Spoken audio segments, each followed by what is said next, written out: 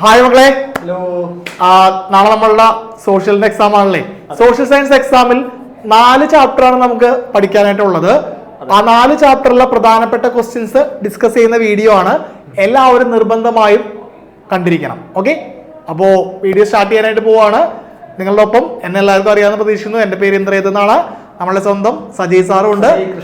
Okay, അപ്പോൾ നമുക്ക് start ചെയ്യാം. ഓക്കെ സാറേ, നല്ല എനർജി തന്നെ പോകാം. പിന്നെന്താ? ഓക്കെ, അപ്പൊ നമുക്ക് സാറേ ഫസ്റ്റ് ക്വസ്റ്റ്യനിലേക്ക് പോയാലോ? യെസ്. ഓക്കെ, ഫസ്റ്റ് ക്വസ്റ്റ്യനിലേക്ക് പോവാം. ഓക്കെ, നമ്മള് ഇന്ന് പഠിക്കാൻ അല്ലെങ്കിൽ നമ്മളുടെ എക്സാമിന് ചാൻസ് ഉള്ള പ്രധാനപ്പെട്ട ക്വസ്റ്റ്യൻസ് ആണ് ഡിസ്കസ് ചെയ്യുന്നത്. അതിൽ തന്നെ ഫസ്റ്റ് ചാപ്റ്ററില എർലി ഹ്യൂമൻ ലൈഫ് എന്ന് പറയുന്ന നമ്മളുടെ ഫസ്റ്റ് ചാപ്റ്ററില ഒരു ക്വസ്റ്റ്യൻ ഇവിടെ കാണിച്ചിരിക്കുന്നതാണ്. ഒന്ന് വായിച്ച എല്ലാവരും. Point out any 2 reasons for the change of human from food gathering to food production during the Neolithic age. നവീന ശിലായുഗത്തിൽ മനുഷ്യൻ ഭക്ഷ്യശേഖരണത്തിൽ നിന്ന് ഭക്ഷ്യ ഉൽപാദനത്തിലേക്ക് മാറിയതിന് 2 കാരണങ്ങൾ ചൂണ്ടിക്കാണിക്കുക. യെസ്, നമുക്ക് ഈ ചാപ്റ്ററിൽ പല ഏജസ് പഠിക്കാനുണ്ട്, പല കാലഘട്ടങ്ങൾ പഠിക്കാനുണ്ടല്ലേ. അതിൽ തന്നെ ഏറ്റവും പ്രധാനപ്പെട്ടതാണ് നിയോലിത്തിക് ഏജ്. അവിടെ ഉണ്ടായ ഈ ചേഞ്ചിനെ കുറിച്ചാണ് ക്വസ്റ്റ്യൻ വന്നിരിക്കുന്നത്. എന്തായിരിക്കും ആൻസർ വരുന്നത് നോക്കാം. സാർ, എന്തായിരിക്കും ആൻസർ? യെസ്, എന്നുള്ള ചേഞ്ചസ് ആണ് എൻവയോൺമെന്റൽ ചേഞ്ചസ്, അതായത് പരിസ്ഥിതിയിൽ ഉണ്ടായ പ്രധാനപ്പെട്ട മാറ്റങ്ങൾ, സ്കേഴ്സിറ്റി ഓഫ് ഫുഡ്, ഭക്ഷണത്തിന്റെ ലഭ്യതക്കുറവ്, പോപ്പുലേഷൻ ഗ്രോത്ത്, ജനസംഖ്യാ വർധനവ്. ഇതെല്ലാമാണ് ആ കാരണങ്ങളായിട്ട് നമുക്ക് പഠിക്കാനായിട്ടുള്ളത്. ഓൾറെഡി 2 മാർക്കിന് നേരത്തെ ചോദിച്ച ഒരു ക്വസ്റ്റ്യൻ ആണ്. അതായത് കഴിഞ്ഞ ചോദിച്ചിട്ടുള്ള ഒരു ക്വസ്റ്റ്യൻ ആണ്. നമ്മളുടെ ഫസ്റ്റ് ചാപ്റ്ററിൽ നിന്നാണ് കൂടുതൽ ക്വസ്റ്റ്യൻസ്, സെക്കൻഡ് ചാപ്റ്ററിൽ നിന്നും ഫസ്റ്റ് ചാപ്റ്ററിൽ നിന്നാണ് കൂടുതൽ ക്വസ്റ്റ്യൻസ് ഇങ്ങനെ വരാറുള്ളത്. അതിൽ തന്നെ ഫസ്റ്റ് ചാപ്റ്ററിലെ ഏറ്റവും പ്രധാനപ്പെട്ട ഒരു ഏജ് ആണ് നിയോലിത്തിക് ഏജ് അല്ലെങ്കിൽ നവീന ശിലായുഗം എന്ന് പറയുന്നത്. അതിൽ നിന്നൊരു ക്വസ്റ്റ്യൻ ആണ്. നമുക്ക് സെക്കൻഡ് ക്വസ്റ്റ്യനിലേക്ക് പോവാം. ഓക്കെ, ക്വസ്റ്റ്യൻ അല്ല, ആൻസർ ആണ്. സാറിന്റെ ക്രിയേറ്റിവിറ്റി ആണ്. ആദ്യം ആൻസർ ആണ് കൊടുത്തിരിക്കുന്നത്. ക്വസ്റ്റ്യൻ എന്തായിരിക്കും? തെറ്റിപ്പോയല്ലോ. എന്ന് പറഞ്ഞിരിക്കുകയാണ്. ബീൻ ബേക്ക ഇന്ത്യയിലെ പ്രധാനപ്പെട്ട ഒരു സ്ഥലമാണ്. അത് എന്തിന്റെ സൈറ്റ് ആണ്? ഇതാണ് ക്വസ്റ്റ്യൻ. യെസ്, നമുക്ക് നോക്കാം. ക്വസ്റ്റ്യൻ ഒന്ന് കൊടുത്തേക്കാം. Identify the Paleolithic site in Madhya Pradesh. Mention the salient features of the site. അതായത് മധ്യപ്രദേശിലെ മധ്യശിലായുഗത്തിന്റെ കേന്ദ്രം തിരിച്ചറിയുക. കേന്ദ്രത്തിന്റെ പ്രധാന സവിശേഷതകൾ എന്തെല്ലാം? യെസ്, അപ്പൊ നോക്കാണല്ലോ. അപ്പൊ ഭീംബേട്ക എന്നുള്ള ഉത്തരം വന്നിരിക്കുന്നത് എന്തുകൊണ്ടാണ്? നമ്മളുടെ പാലോലിത്തിക് ഏജിലെ മധ്യപ്രദേശിലുള്ള പ്രധാനപ്പെട്ട സ്ഥലമാണ് ഇത് ഭീംബേട്ക എന്ന് പറയുന്നത്. അതിന്റെ പ്രധാനപ്പെട്ട പ്രത്യേകത, സാലിയൻ ഫീച്ചർ എന്താണ്? Rock shelter was the salient feature of the site. അവിടുത്തെ ഏറ്റവും പ്രധാനപ്പെട്ട പ്രത്യേകത എന്ന് പറയുന്നത് കല്ല് കൊണ്ടുള്ള, റോക്ക് ഷെൽട്ടർ കൊണ്ടുള്ള വീടുകളാണ്. സെറ്റല്ലേ? 2 ക്വസ്റ്റ്യൻസ് ഇത് ചോദിക്കാൻ സാധ്യതയുള്ളതാണ് കേട്ടോ. ഓക്കെ, അല്ലെങ്കിൽ 1 വേർഡ് ആയിട്ട് എന്ത് ചോദിക്കാം? ഭീംബേട്ക അല്ലെങ്കിൽ മധ്യപ്രദേശിലുള്ള പാലോലിത്തിക് സൈറ്റ് ഏതാണെന്ന് ചോദിക്കാം. അപ്പൊ എന്താണ് ആൻസർ? ഭീംബേട്ക ആണ്. മക്കൾ ഒരു കാര്യം കൂടി പറയാണ്. നമ്മുടെ മധ്യശിലായുഗം എന്നാണ് മലയാളത്തിൽ എഴുതിയിരിക്കുന്നത്. അത് തിരുത്തി പ്രാചീന ശിലായുഗം എന്ന് വായിക്കാം. ഓക്കെ ഓക്കെ ഓക്കെ, ശരി. Okay, what information do we get about the Chalcolithic age from the evidence discovered from Chadalhayok? Chadalhayok എന്ന് പറയുന്ന സ്ഥലത്ത് നിന്ന് കാൽക്കോലിത്തിക് ഏജിനെ കുറിച്ച് നമുക്ക് എന്തെല്ലാം തെളിവുകളാണ് ലഭിച്ചിരിക്കുന്നത്? 3 മാർക്കിനാണല്ലേ ചോദിച്ചത്? 3 മാർക്കിന് കഴിഞ്ഞ പ്രാവശ്യം അതേപോലെ തന്നെ നമ്മുടെ ഈ ഫൈനൽ എക്സാമിനൊക്കെ ചോദിച്ചൊരു ചോദ്യമാണ്. ചാദൽഹയക്ക് എന്ന് പറയുന്ന ആ ഒരു സിറ്റിയിൽ, ആ ഒരു സ്ഥലത്ത് നിന്ന് എന്തെല്ലാം എവിഡൻസുകളാണ് നമ്മൾക്ക് കിട്ടിയിരിക്കുന്നത്, ലഭിച്ചിട്ടുള്ളത്? സാർ, ആൻസറിലേക്ക് പോവാം. Okay, answer. Ancient forms of urban settlement existed in this site. അതായത് നഗരത്തിന്റെ ആദ്യ രൂപം നിലനിന്നിരുന്നത് ഈ കേന്ദ്രത്തിലായിരുന്നു. എവിടെയായിരുന്നു സാറേ? ചാദൽഹയോക്കിലാണ്. ഓക്കേ, അപ്പോൾ അത് പറഞ്ഞതായിരുന്നു നഗരം, സിറ്റിയുടെ ഒക്കെ ഒരു ഫസ്റ്റ് ആദ്യ രൂപം ഉണ്ടായിരുന്നു. ഓക്കേ, അതെ. ഇനി രണ്ടാമത്തെ point, the major remnants discovered that here are the ruins of the dwellings. നഗരങ്ങളുടെ അവശിഷ്ടങ്ങൾ ആയിരുന്നു ഇവിടെ നിന്ന് കൂടുതലായി ലഭിച്ചിരുന്നത്. സാറേ, ഈ ചാദൽഹയോക്ക് എന്ന് പറയുന്ന ഒരു സൈറ്റിൽ നിന്ന് ഏറ്റവും കൂടുതൽ ലഭിച്ചത് എന്താണ്? നമ്മുടെ നഗരങ്ങളുടെ അവശിഷ്ടങ്ങളാണെന്നാണ് പറയപ്പെടുന്നത്. നഗരം എന്നുള്ളൊരു കോൺസെപ്റ്റ് ഒക്കെ അന്ന് ഉണ്ടായി എന്നതിനൊരു തെളിവായിരുന്നു ഇവിടെ എവിഡൻസ്. ഏത് ഏജിലാണെന്ന് മറക്കരുത്. നമ്മുടെ ചാൽക്കോലിത്തിക് ഏജ്, അതായത് താമ്ര ശിലായുഗം. താമര അല്ലെ, താമ്ര ശിലായുഗം. ഓക്കെ, ഇനിയുണ്ട് സാറേ പോയിന്റ്സ്. ഇനി ഉണ്ട് അതിനൊപ്പം തന്നെ പറഞ്ഞോളൂ സാറേ. The huts were built using mud bricks. ചെളിക്കട്ടകൾ കൊണ്ടായിരുന്നു കുടിലുകൾ നിർമ്മിച്ചിരുന്നത്. ഈ മഡ് ബ്രിക്സ് എന്ന് പറഞ്ഞാൽ അവര് സെക്കൻഡ് ചാപ്റ്ററിൽ ബേൺഡ് ബ്രിക്സ് പഠിക്കുന്നത്. മഡ് ബ്രിക്സ് എന്ന് പറഞ്ഞാൽ കളിമണ്ണ് കൊണ്ട് ഉണ്ടാക്കിയ കട്ടകളൊക്കെ ഉപയോഗിച്ചാണ് എന്തുണ്ടാക്കിയിരിക്കുന്നത്, ഹട്ട്, വീടുകളൊക്കെ, കുടിലുകൾ. ഭയങ്കര സ്ട്രോങ് ആയിരിക്കും അല്ലെ? പിന്നല്ല. ഓക്കെ, ഇനി അടുത്ത point, pictures were drawn on the walls of huts. കുടിലുകളുടെ ഭിത്തികളിൽ ചിത്രങ്ങൾ വരച്ചിരുന്നു. സിമ്പിൾ അല്ലെ? ഇതൊക്കെ അവർക്ക് മനസ്സിലാക്കാവുന്ന ഒരു വീട്ടിലൊക്കെ ഇങ്ങനെ ചുമരുമൊക്കെ പണം വരക്കൂലേ ചെറുപ്പത്തിലെ. പക്ഷെ ഇത് കുറച്ചുകൂടി എന്താ കഴിവുപരമായിട്ടില്ല. ചെറുപ്പകാലത്തില് അച്ഛൻ എത്ര തവണ വീടിന് പെയിന്റ് അടിച്ചിട്ടുണ്ട്? കുറെ വട്ടം. അതിന് കണക്കുകളില്ല എന്നാണ് പറയപ്പെടുന്നത്. മലയുടെ നടക്ക് സൂര്യൻ, അതെ, സൂര്യൻ, വീട്, വാഴയായിട്ട് വാഴയില്ല. ഞങ്ങളുടെ ഫാമിലി ഫോട്ടോ ഒക്കെ വരയ്ക്കുമായിരുന്നു. അതൊരു കഴിവായിരുന്നു. ഇനി അടുത്ത ദിവസത്തിലേക്ക് പോവാം. Complete the table based on the difference between Paleolithic age and Neolithic age. പ്രാചീന ശിലായുഗവും നവീന ശിലായുഗവും തമ്മിലുള്ള വ്യത്യാസത്തിന്റെ അടിസ്ഥാനത്തിൽ പട്ടിക പൂർത്തിയാക്കുക. ഓക്കെ സാർ, ഇത് ക്വസ്റ്റ്യനിൽ ഇപ്പൊ ഇവർക്ക് പൂർത്തിയാക്കാനായിട്ടായിരിക്കും കൊടുത്തിട്ടുണ്ടാവുക. ഓക്കെ, അപ്പൊ നമുക്കിപ്പോ എന്തായാലും അതിന്റെ ആ രൂപം ഒന്ന് നോക്കാം. ഓക്കെ ഓക്കെ ഇത് ക്വസ്റ്റ്യൻ പേപ്പറിൽ, പ്രീവിയസ് ഇയർ ക്വസ്റ്റ്യൻ പേപ്പറിൽ നിന്ന് നമ്മൾ കട്ട് ചെയ്തെടുത്ത ഭാഗമാണ്. നോക്കിക്കോളൂ. പാലിയോലിത്തിക് ഏജിൽ ഒരു ഫീച്ചർ കൊടുത്തിട്ടുണ്ട്, നിയോലിത്തിക് ഏജിൽ പോട്ടറി, മൺപാത്ര നിർമ്മാണവുമായി ബന്ധപ്പെട്ട ഒരു കാര്യം കൊടുത്തിട്ടുണ്ട്. ഇതില് ടൂൾസ് ആയിട്ട് ഉപയോഗിച്ചിരുന്ന ഏതാണ്? അതാണ് എയും ബിയും കൊടുത്തിരിക്കുന്നത്. ഓക്യുപ്പേഷൻ പാലിയോലിത്തിക് ഏജിൽ എന്തായിരുന്നു, നിയോലിത്തിക് ഏജിൽ എന്തായിരുന്നു? ഇതാണ് ക്വസ്റ്റ്യൻ. ആൻസേഴ്സ് നോക്കാം. പറഞ്ഞോളൂ സാറേ. ഇപ്പോ നമ്മൾ ടൂൾസിന്റെ ആ ഒരു സെക്ഷൻ എടുക്കുമ്പോൾ പാലിയോളിത്തിക് ഏജിൽ റഫ് സ്റ്റോൺസ്, പരുക്കൻ കല്ലുകൾ അല്ലെ? നമ്മുടെ വൈശാംസാരത്തിൽ പരുക്കനാണെന്ന് പൊതുവെ എല്ലാവരും പറയാറുണ്ട് അല്ലെ? പരുക്കൻ കല്ലുകളാണ്. പക്ഷേ ശരീരം കാണാൻ മാത്രമേ പരുക്കനുള്ളൂ, ഉള്ളില് കൊച്ചു കുഞ്ഞുങ്ങളുടെ അല്ലെ, കൊച്ചു കുഞ്ഞുങ്ങളുടെ മനസ്സാണ്. ഇനി അതേപോലെ തന്നെ നമ്മുടെ നിയോളിത്തിക് ഏജ്, അതായത് നവീന ശിലായുഗം എടുക്കുകയാണെങ്കിൽ അവിടെ എന്തായിരുന്നു സാർ ഉപയോഗിച്ചിരുന്നത്? മിനുസമായിട്ടുള്ള അതായത് കുറച്ചുകൂടി എന്താ ഫിനിഷഡ് ആയിട്ടുള്ള കുറച്ചുകൂടി ഉപയോഗിച്ചിരുന്നത്. ഇനി അതേപോലെ തന്നെ നമ്മുടെ ഓക്യുപ്പേഷൻ, വെരി ഗുഡ്. അതില് ഹണ്ടിങ് ആയിരുന്നു. പ്രാചീന ശിലായുഗത്തിൽ ഹണ്ടിങ്, വേട്ടയാടലായിരുന്നെങ്കിൽ നിയോലിത്തിക് ഏജിലാണെങ്കിലോ അനിമൽ റിയറിംഗും അതേപോലെ തന്നെ കൃഷി, കൾട്ടിവേഷൻ, അഗ്രികൾച്ചർ ആയിരുന്നു. സെറ്റിൽ ചെയ്ത് നിങ്ങൾക്ക് എല്ലാവർക്കും അറിയാവുന്ന കാര്യങ്ങളാണ്. വെരി വെരി സിമ്പിൾ ക്വസ്റ്റ്യൻ ആണ്. 5 മാർക്കിന് ചോദിച്ചാൽ ഇങ്ങനെ ഒരു ബോക്സ് ആയിട്ട് വന്നില്ലെങ്കിൽ പോലും ഇതിന്റെ ഫീച്ചേഴ്സ് ചോദിക്കുമ്പോൾ നിങ്ങൾക്ക് എഴുതാൻ പറ്റുന്ന ഈ കാര്യങ്ങള്. അതാണ് ഈ ക്വസ്റ്റിന്റെ പ്രത്യേകത. സർ സിമ്പിൾ ക്വസ്റ്റൻ ആണ്. ചിലപ്പോ ക്വസ്റ്റ്യൻസ് ഇങ്ങനെ ചോദിച്ചില്ലെങ്കിലും ഇതിങ്ങനെ ചോദിക്കുന്ന. ഇതിപ്പോ ഈ ഒരു വിധത്തിൽ ഇപ്പൊ ചോദിച്ചു, ചിലപ്പോ ഇത് നേരെ തിരിച്ച് വേറെ ഏതെങ്കിലും തരത്തിൽ ചോദിച്ചു കഴിഞ്ഞാൽ നമുക്ക് എഴുതാനായിട്ട് പറ്റിയിരിക്കണം. ഓക്കെ, അപ്പൊ സാർ അടുത്ത ക്വസ്റ്റിലേക്ക് പോവാം. 4 ക്വസ്റ്റൻ നമ്മൾ കംപ്ലീറ്റ് ചെയ്തു. ഇനി 5ാമത്തെ question, analyse the technological process attained during the Neolithic age. അതായത് നവീന ശിലായുഗത്തിലെ സാങ്കേതിക നേട്ടങ്ങൾ എന്തെല്ലാം? 5 മാർക്ക് പ്രോഗ്രസ്, നേട്ടങ്ങൾ. 5 മാർക്കിന്റെ ക്വസ്റ്റ്യൻ ആയിട്ട് വന്നിരിക്കുകയാണ്. ടെക്സ്റ്റ് ബുക്കിലുള്ള പോയിന്റ് ആണ്, നമ്മളുടെ മെറ്റീരിയലിലും ഉണ്ട്. നിങ്ങൾക്ക് ഇത് കാണാൻ പറ്റും. കുറച്ചധികം പോയിന്റ്സ് ഉണ്ട്, നോക്കിക്കോളൂ. Sharp and polished stone tools were use. മിനുസവും മുനയുള്ളതുമായ കല്ലുകൾ ഉപയോഗിച്ചു. Made pots of clay. കളിമണ്ണ് കൊണ്ട് എന്തുണ്ടാക്കി സാറേ? പാത്രങ്ങൾ. കളിമണ്ണ് കൊണ്ടുണ്ടാക്കി. നമ്മൾ ഇപ്പോഴായാൽ പോലും അങ്ങനെ കളിമണ്ണ് ഉപയോഗിച്ച് ഉപയോഗിക്കുന്ന ആൾക്കാരുണ്ട്. Wooden handle, stone axes and sickles are used. തടിയുടെ പിടിയിട്ടിട്ട് എന്താ കൈക്കോടലികളും കല്ല് കൊണ്ടുള്ള സിക്കിൾ നടന്നു സാറേ, കല്ല് കൊണ്ടുള്ള അരിവാൾ ചുട്ടിക്കുന്ന ചിത്രം, ആ അരിവാൾ അല്ലെ, അരിവാൾ അവര് നിർമ്മിച്ചു എന്നാണ് പറയുന്നത്. Ornaments made of wood and the bone. അതായത് ആഭരണങ്ങളില്ലേ, മരം കൊണ്ടും ഈ ബോൺ കല്ലല്ല മറ്റേ എല്ല് കൊണ്ടൊക്കെ നിർമ്മിച്ചു. Okay. Raft wear used for water transportation. ഈ ഇപ്പൊ നമ്മള് പണ്ട് കാലത്ത് എന്താ വീടിന്റെ അവിടെ പാലുള്ള സമയത്ത് നമ്മൾ ചങ്ങാടം ഉപയോഗിച്ചു. ചങ്ങാടങ്ങൾ ഇപ്പോഴും ഉപയോഗിക്കാറുണ്ട്. അപ്പൊ ചങ്ങാടങ്ങളാണ് പ്രധാനമായിട്ട്. കുറച്ചധികം പോയിന്റ്സ് ഉണ്ട്, ഒരു 5 പോയിന്റ് എങ്കിലും ഇവർ പഠിക്കണം അല്ലേ സാർ? ഇത് ഒരു പ്രധാനപ്പെട്ട ക്വസ്റ്റ്യൻ ആണ്. വെരി വെരി ഇമ്പോർട്ടന്റ്, മാർക്ക് ചെയ്യുക. നാളെ എക്സാമിന് ചോദിച്ചു കഴിയുമ്പോൾ കമന്റ് ബോക്സിൽ ഒന്ന് എന്തായാലും കമന്റ് ചെയ്തിരിക്കണം. ലാസ്റ്റ് പോയിന്റ് കൂടി നമുക്കൊന്ന് പറഞ്ഞു പോയേക്കാം. പിന്നെന്താ പറഞ്ഞു? Okay, wooden wheels were used for making pottery. അതായത് മൺപാത്ര നിർമ്മാണത്തിന് തടി കൊണ്ടുള്ള ചക്രങ്ങൾ ഉപയോഗിച്ചു എന്നാണ് പറയപ്പെടുന്നത്. എവിടെ, ഏത് കാലഘട്ടത്തിലാണ് സാറേ? Palaeolithic age sir. അത് അവരെന്നെ കമന്റ് ചെയ്തിട്ട് ആൻസർ ഇപ്പൊ പറഞ്ഞുകൊണ്ടിരിക്കുകയല്ലേ. ഈ ക്വസ്റ്റ്യൻ ആർക്കും മാറിപ്പോരുത്. അപ്പൊ നിങ്ങൾ എന്നെ ഒന്ന് കമന്റ് ചെയ്യാം. ഓക്കെ,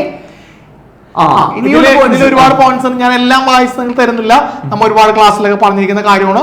ജസ്റ്റ് ആൻസേഴ്സ് വായിച്ചു നോക്കുക, അല്ലെങ്കിൽ സ്ക്രീൻഷോട്ട് എടുത്ത് വായിച്ചു നോക്കുക, പോസ് ചെയ്ത് വായിച്ചാലും മതി. സെറ്റ് അല്ലേ? അടുത്ത ക്വസ്റ്റ്യനിലേക്ക് നമുക്ക് പോകാം. ഓക്കെ സാർ, ഇത് വെരി വെരി ഇമ്പോർട്ടന്റ് ക്വസ്റ്റ്യൻ ആണ്. പല വട്ടമായിട്ട് നമുക്ക് ഈ എത്ര ഏജസ് പഠിക്കാനുണ്ട്? 4 പഠിക്കല്ലോ സാർ, ഏതൊക്കെയെന്ന് പറഞ്ഞേ. നമ്മുടെ ആദ്യം പാലിയോളിത്തിക്, അതായത് പ്രാചീന ശിലായുഗം. രണ്ടാമത് മെസോളിത്തിക്, മധ്യശിലായുഗം. മൂന്നാമത് നിയോളിത്തിക്, നവീന ശിലായുഗം. ഏറ്റവും അവസാനം ചാലിക്കോളിത്തിക്, അതായത് താമ്ര ശിലായുഗം. ഈ 4 യുഗങ്ങളെ പറ്റിയാണ് നമുക്ക് ഈ ചാപ്റ്ററിൽ പഠിക്കാനുള്ളത്. മെസോലിത്തിക്കും പാലിയോലിത്തിക്കും. ആദ്യം പാലിയോലിത്തിക്, പിന്നെ മെസോലിത്തിക് അല്ലേ സാറേ? അതെ അതെ അതെ. പ്രാചീന ശിലായുഗവും മധ്യശിലായുഗവും തമ്മിലുള്ള എന്താ ആ ഒരു കമ്പാരിസൺ അല്ലെങ്കിൽ അതിന്റെ ഡിഫറൻസ് ആണ് ചോദിച്ചിരിക്കുന്നത്. നമുക്ക് നോക്കാം. ഓക്കെ, ആദ്യം പാലിയോളിത്തിക് ഏജ്, അതായത് പ്രാചീന ശിലായുഗം. റഫ് സ്റ്റോൺസ് നമ്മൾ നേരത്തെ പറഞ്ഞു സാറേ, നേരത്തെ നമ്മൾ ആ ബോക്സിൽ പറഞ്ഞ ഒരു ആൻസർ നേരത്തെ പറഞ്ഞ എഴുതാൻ പറ്റും. അതെ അതെ, സിമ്പിൾ ആയിട്ട് എഴുതാൻ പറ്റും. അതായത് പരുക്കൻ കല്ലുകൾ. നമ്മുടെ വൈശാം സാറിന് മുഖം ആലോചിച്ചാൽ മതി. പരുക്കൻ കല്ലുകൾ, പഴയത് പാലിയോലിത്തിൽ പഴയത്, വൈശാം സാറ് പരുക്കൻ. പ്രായമായ കല്ലുകൾ എന്നൊക്കെ വേണമെങ്കിൽ പറയാം. ഓക്കെ, ഇനി രണ്ടാമത്തെ point, they also used bones of animals, ivory pieces of wood etc as weapons. അതായത് മൃഗങ്ങളുടെ എല്ലുകൾ, ആനക്കൊമ്പ്, തടിക്കഷ്ണങ്ങൾ എന്നിവ ആയുധങ്ങളായി ഉപയോഗിച്ചു. Simple point. നമ്മൾ ജസ്റ്റ് ആഡ് ചെയ്താണ്, വേറൊന്നുമില്ല. ഓക്കെ, മെസോലിത്തിക് ഏജിലേക്ക് പോകുമ്പോൾ എന്താണ്, small tools with sharp points, സൂക്ഷ്മവും മുനയുള്ളതുമായ ആയുധങ്ങൾ ഉപയോഗിച്ചു. 100 അനിമൽസ് ഇൻ ഡിസ്റ്റൻസ്, ദൂരെ നിന്നൊക്കെ മൃഗങ്ങളെയൊക്കെ ആക്രമിച്ച കാര്യങ്ങളും അതിന്റെ വെപ്പൺസ് ഒക്കെ പറഞ്ഞിട്ടുണ്ട്. പഠിച്ചു വെച്ചിരിക്കുക, ചിലപ്പോൾ ചോദിക്കാൻ സാധ്യതയുള്ള ഒരു ക്വസ്റ്റ്യൻ ആയിട്ട് വരും. ഓക്കെ സാറേ, അടുത്ത ക്വസ്റ്റ്യനിലേക്ക് പോവാം. നമ്മൾ 8ാമത്തെ ക്വസ്റ്റ്യൻ വരെ എത്തിയല്ലേ? പിന്നെന്താ, എത്ര പെട്ടെന്നാണ്. ഓക്കെ, പെട്ടെന്ന് പറഞ്ഞു. വീഡിയോന്റെ ലെങ്ത് അധികം കൂട്ടണ്ട, കുട്ടികൾക്ക് സിമ്പിൾ ആവട്ടെ. ഓക്കെ, അതെ അതെ. കംപ്ലീറ്റ് ദ ഫോളോയിങ് ടേബിൾ, താഴെ തന്നിരിക്കുന്ന പട്ടിക പൂർത്തിയാക്കാനാണ് പറഞ്ഞിരിക്കുന്നത്. ഓക്കെ ഓക്കെ, അതായത് കേവിന്റെ പേര് കൊടുത്തിട്ടുണ്ട്, ആ കേവിലുള്ള പെയിന്റിങ്സിന്റെ പേര് കൊടുത്തിട്ടുണ്ട്, ഏത് രാജ്യത്താന്ന് കൊടുത്തിട്ടുണ്ട്. എന്നാൽ ഇടയ്ക്കിടയ്ക്ക് വിട്ടുപോയിട്ടുണ്ട് ABCD. നമുക്ക് ആൻസേഴ്സ് നോക്കാം. ഓക്സിന്റെ ചിത്രം, ഫ്രാൻസിലെ ഓക്സിന്റെ ചിത്രം എവിടെയാണെന്ന് നോക്കാം. ഓക്കെ, ലാസ്കോ എന്ന് പറഞ്ഞ കേവിലാണ് സാറേ നമ്മുടെ ഈ ഗുഹാചിത്രമായ ഓക്സ്. Very good. വരച്ചിരിക്കുന്നത് എവിടെയാണ് മക്കളെ? ലാസ്കോ. Very good. അപ്പോ ബീൻ ബേക്കയില് സെക്കൻഡ് പോയിന്റ് ബി ക്വസ്റ്റ്യൻ വന്നിരിക്കുന്നത് ആ കേവ് പെയിന്റിംഗില് എന്താണ് വരച്ചിരിക്കുന്നതാണ്. അപ്പൊ എന്താ, group dance and hunting. Yes sir പണ്ട് സംഘനൃത്തം കളിച്ചിട്ടില്ലേ? മറ്റേ ഞങ്ങൾ കളിച്ചിട്ടുണ്ട്. ഇത് കുറവാന്നൊക്കെ പറഞ്ഞിട്ട്. ഓക്കെ, ഇനിയുണ്ട് സാറേ. ഇനി നമുക്ക് 3ാമത്തെ സെക്ഷനിൽ വന്നിരിക്കുന്ന അൽറ്റാമിറ, വൈൽഡ് ബോർ, അതായത് കാട്ടുപന്നിയുടെ ചിത്രം വരച്ചിരിക്കുന്ന ഗുഹയുടെ പേര് അൽറ്റാമിറ എന്ന് പറഞ്ഞിട്ടുണ്ട്. അത് ഏത് രാജ്യത്താണ് വരച്ചിരിക്കുന്നത്? സി എന്ന് പറഞ്ഞ് വിട്ടുപോയിട്ട് കൊടുത്തിട്ടുണ്ട്. ഏതായിരിക്കും സാറേ? ആൻസർ ഉണ്ടല്ലോ, സ്പെയിൻ. സ്പെയിൻ ഫാൻ അല്ലേ? സ്പെയിൻ. ഓക്കെ, കുഴപ്പമില്ല. ഇപ്പൊ ഒരു യൂറോക്ക് അടിച്ച കുറച്ച് ആൾക്കാരെ വലിയ ആളുകളായിട്ട് നിൽക്കണം. വിട്ടുകളാ. ഇനി ഏറ്റവും അവസാനത്തെ വിട്ടുപോയത് കൊടുത്തിരിക്കുന്നത് ഡി ആണ്. അത് നമ്മുടെ കേവ് പെയിന്റിങ്സ് ആയിട്ടുള്ള ബൈസൺ, കാട്ടുപോത്ത്. ഫ്രാൻസിലാണ്. അതെവിടെയാണ് ആ ഗുഹ? എവിടെയാണ് സാറേ ഗുഹയുടെ പേരെന്താണ്? ഷോവേ. Sir ചൈനക്കാരനായ Chauvet. നമ്മൾ കുറച്ച് അലങ്കാരികമായിട്ട് പറയാം ഷോവേ. അതിപ്പോ ഷൊവെറ്റ് എന്ന് പറഞ്ഞ വായിക്കാൻ ഒരു പ്രൊണൗൺസിയേഷൻ വരുന്നത് ഷോവേ എന്നാണ്. Okay, super. ടി സൈലന്റ് ആണ്. ഓക്കെ, ഇനി നമ്മുടെ 9ാമത്തെ ക്വസ്റ്റ്യൻ സാർ വായിച്ചോളൂ. Point out the features of cave paintings in Paleolithic age. ഇതാ ഞങ്ങൾ ഇങ്ങനെ എക്സ്ട്രാ പറയേണ്ട കാര്യമൊന്നുമില്ല. പ്രാചീന ശിലായുഗത്തിൽ ഗുഹാചിത്രങ്ങളുടെ സവിശേഷതകൾ ചൂണ്ടിക്കാട്ടുക. Okay, most of them pictures of animals. കൂടുതലും മൃഗങ്ങളുടെ പിക്ചേഴ്സ് ആയിരുന്നു. They use different colors of the caves painting. പല നിറങ്ങൾ ഉപയോഗിച്ചിരുന്നു. പിന്നെ എന്താണ്, the colors were made of mixtures of plant extract and powdered laterite. അതായത് സസ്യങ്ങളുടെ ചാറും ചെങ്കൽ പൊടിയും ചേർത്താണ് പറയുന്നത്.